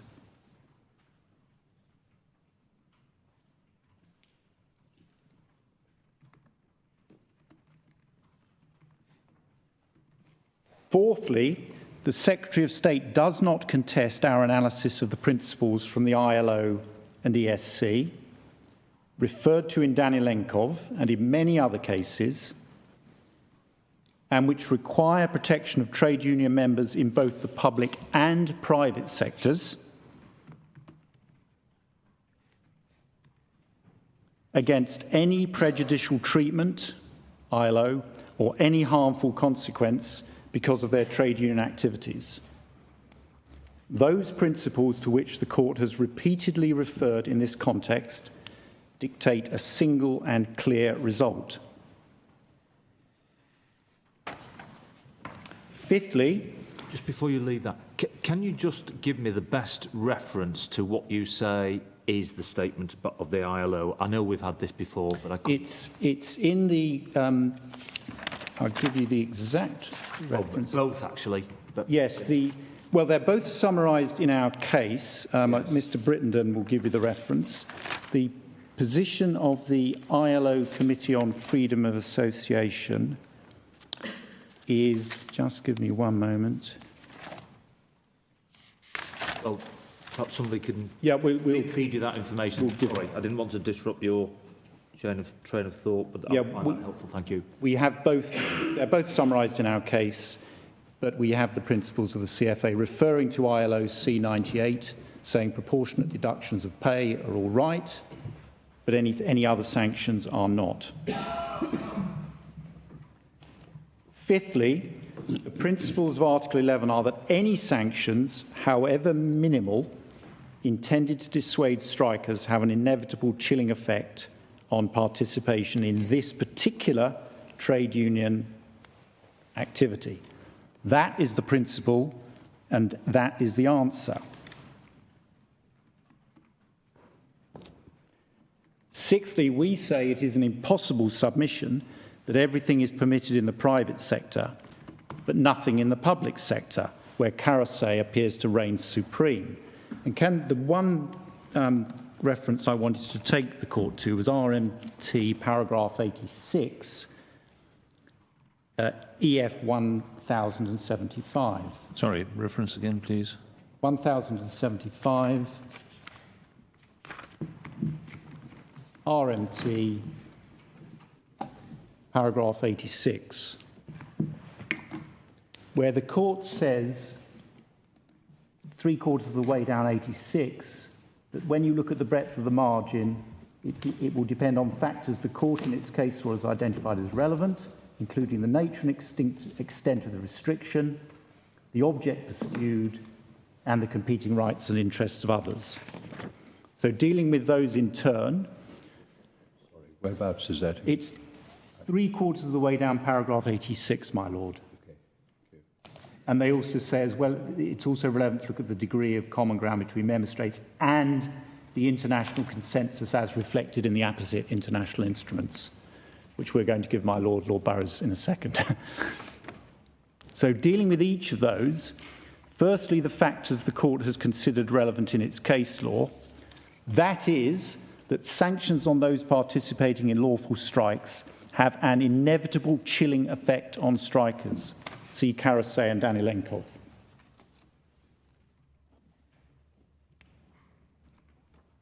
Secondly, the nature and extent of the restrictions. The chilling effect of restrictions is exactly the same whether they take place, whether the primary strike is in the public or the private sectors.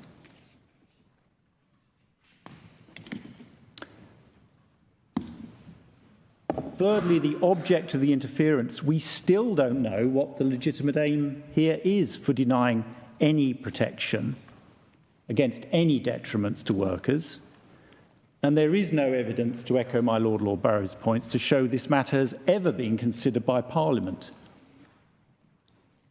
But we say no object could possibly justify granting private sector employers a zone of impunity in which they can take any form of disciplinary action, any kind of victimisation, any form of detrimental treatment against workers.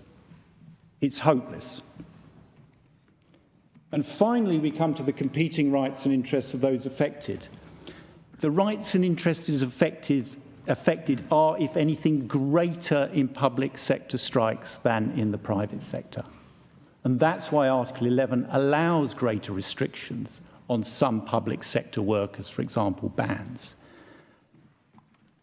The margin of appreciation, if anything, here is wider when it comes to regulating public sector strikes than private sector strikes, just as the Secretary of State acknowledges in its memorandum. The Human Rights Memorandum dealing with the Minimum Services Act legislation. So, quickly going to the cases that we've dealt with. Wilson, which I won't take you to paragraphs 46 and 47, but we make the simple point that in Wilson, an employer couldn't use financial inducements to undermine the union's ability to strive for the protection of its members' interests because they're a disincentive or restraint. But apparently, according to Mr. Stillitz, a private sector employer can take any form of disciplinary sanction or financial penalty, regardless of its deterrent effect or its severity,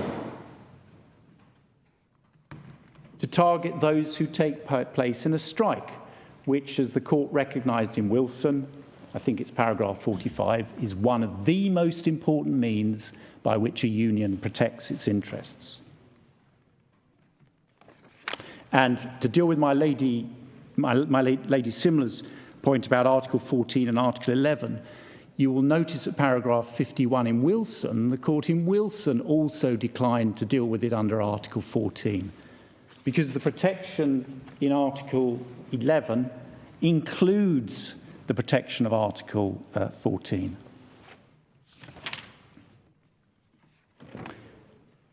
We won't go to Deliveroo or Unite. We accept, of course, establishing a system of collective bargaining is a perimeter question with a wide margin. But suppose the state does establish such a system.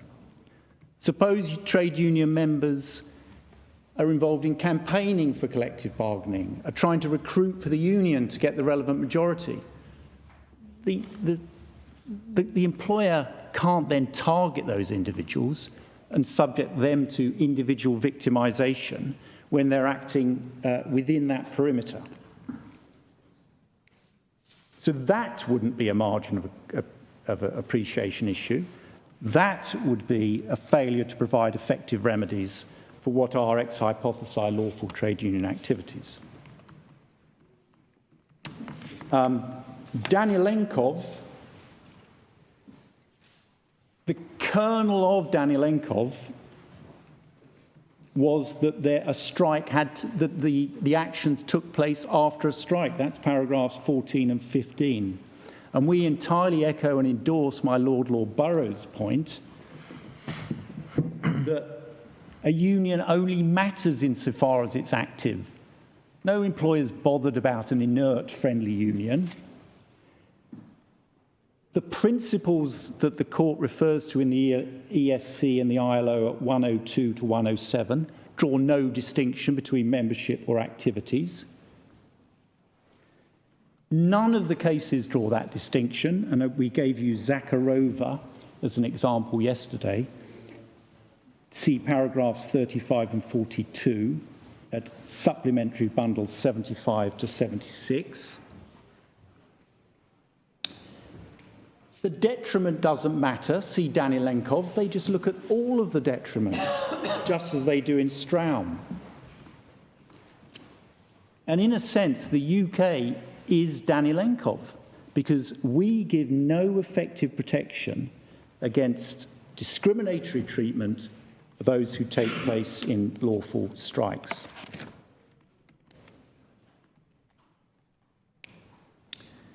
The next point is alternative remedies and the ACAS code. These are, with respect, a smokescreen. At common law, the employees in striking are in fundamental breach of contract, so the employer can lawfully suspend, discipline, do what it likes. And we deal with it at paragraphs 54 to 55 of our case. That's EF 83. And it's no exaggeration to say there are no alternative remedies in this sphere. None.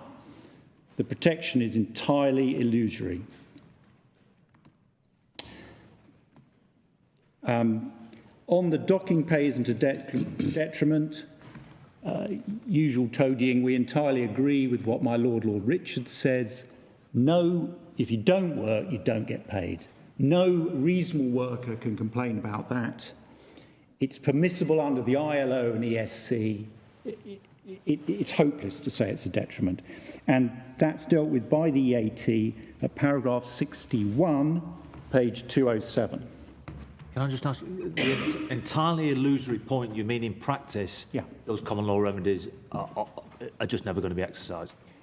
The Secretary of State, nor we, in an army of lawyers, to echo a comment in another case, haven't been able to find a single case where a striking worker has had any protection via trust and confidence, or any of the other common law routes. And in a sense, it's obvious why, because the employer would say, well, of course I've got reasonable pay for treating you in this way, because you are in fundamental breach of your contract.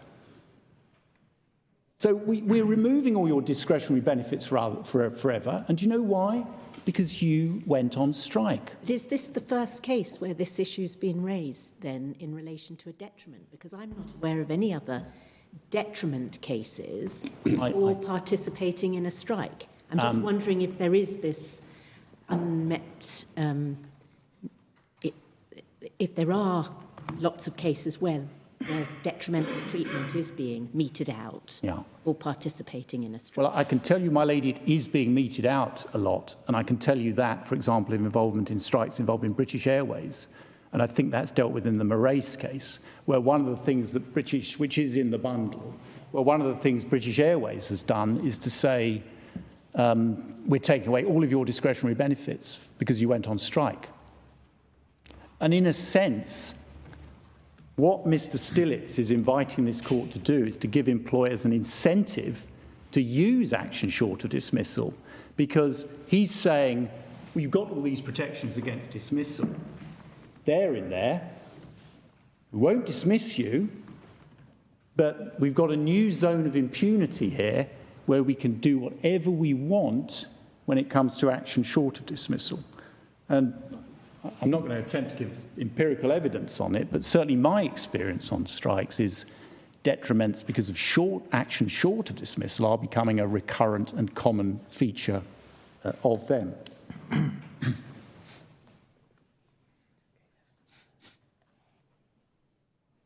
So, on their case, the employer can demote them, refuse to promote them, suspend them on nil pay, sue them for damages, remove all their discretionary benefits forever, deny them overtime, give them a final written warning instead of dismissing them where they have some protection.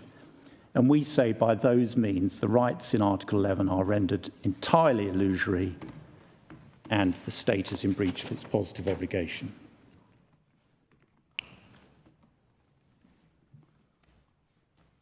Section 3, I better be quick on this one. We all accept the genesis of Section 146 and its forerunners is ILO C98. What Mr. Stillitz doesn't take you to, and which I'm about to give Lord Burrows the references to, is all the decisions of the ILO CFA on that convention, by which it protects those taking lawful strike action.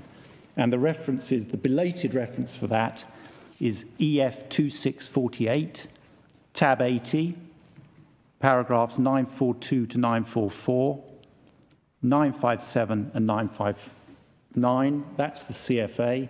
And I'm looking eagerly at Mr. Brittenden now for the social charter one. Oh, no, he's not got it. You can't get the quality is just not there anymore. And on the grain, the Secretary of State seeks to invoke the protections given to those who are unfairly dismissed as a reason against a compliant construction. But the point can be reversed. That Parliament has given protection to those who are dismissed because they participate in industrial action is a step in compliance with Article 11. It means dismissed employees often do have an effective remedy for their victimisation, contrary to Article 11. The grain, in other words, is towards protection, not against it. And we say all we're doing, to adopt Mr. Stillett's metaphor, is adding a branch to the tree. We're not cutting the tree down. And final point in the time on Section 3, this isn't a case where the legislature has deliberately set itself against compliance. See our case, paragraph 80, EF 93. It is simply a legislative oversight producing the anomaly that workers are often protected against dismissal, but not when it comes to action short of dismissal. See the AT, paragraph 82, 214.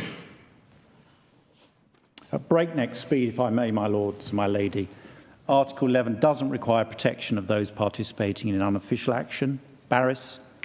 It doesn't require protection against unlawful action, RMT, Trofinchuk. It does require protection which isn't subject to a 12-week limit, The point where the workers should enjoy greater protection against dismissal doesn't arise here. If it did, you'd have to consider whether the term employees could be construed to include workers under Section 238A. And finally, Section 4 and declarations of incompatibility. Mr. Stillitz doesn't dispute any of the principles which we say inform the exercise of discretion under Section 4. And we say they show that where a provision is intrinsically incompatible with the ECHR, it is only in an exceptional case, a la Nicklinson, that the court should refuse a declaration. He says it's not obvious that Section 146 is the vehicle, but the same was true in Bellinger. And I can't help but pointing this out. In fact, when Parliament did consider the matter in Bellinger, it didn't amend Section 11C of the Matrimonial Causes Act. What it did was to pass fresh legislation in the form of the Gender Recognition Act 2004, which deals with marriage and a host of other problems. So it shows you in any case it's possible to remedy it by different routes, and that wasn't against a declaration in Bellinger. On the common law declaration, we make two small points. If you accept our submission that Section 146 is intrinsically incompatible, we submit Section 4 would be the appropriate course. That's the route that Parliament has provided, and in a sense you would say, well, this is an area where field's been colonised by statute, and so the common law wouldn't come in. But if the court were to decide against us on Section 4, for example, on the basis argued by Mr. Stillitz, that this is a pure lacuna case, then we would submit in such a course it would be appropriate to grant a common law declaration. You wouldn't be requiring Parliament to do anything. And the principles on that are set out by Lord Justice Akins in Rolls-Royce and Unite. We've got copies of this here, my lords and my lady, at paragraph 120. But in summary, we say it would fall within the court's inherent jurisdiction. There's a real dispute about the scope of Mrs. Mercer's rights. The result in this case affects hers and other cases, and the arguments, we can more than echo that, have been fully ventilated on both sides. So we say, if you're not with us on Section 4, which of course we say you should be, there is no reason against granting a common law declaration.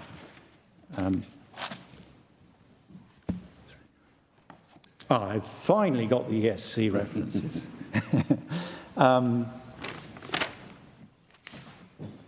I've told in our case it's at paragraph 36 at EF 77. Sorry, your case? Our case, paragraph 36, EF 77. There are all the references in Danny Lenkov at EF 889 onwards. But we do actually have some of the ESC.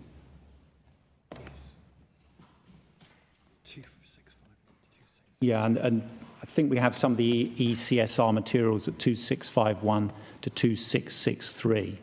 But they're pretty well conveniently summarised in Danny Lenkov. And my lords and my ladies should note that in Danny Lenkov they cited decisions of the European Committee of Social Rights, who said that the protection must include any prejudicial, any detrimental treatment, including, in particular, the refusal of promotion. So there's certain matters that they view with particular importance. Yeah, para 103 of Danny Lenkov, page 889. Forgive me, I've gone slightly over my time. No, you've done very well.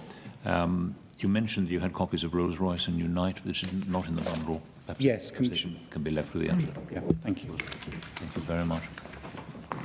Well, Mr. Ford, Mr. Stillitz, we're very grateful to you and to your juniors for the assistance you provided to the court in your oral submissions, but also in the very helpful written cases. We'll take some time to consider this important matter. Thank you very much for your assistance. Court's now adjourned.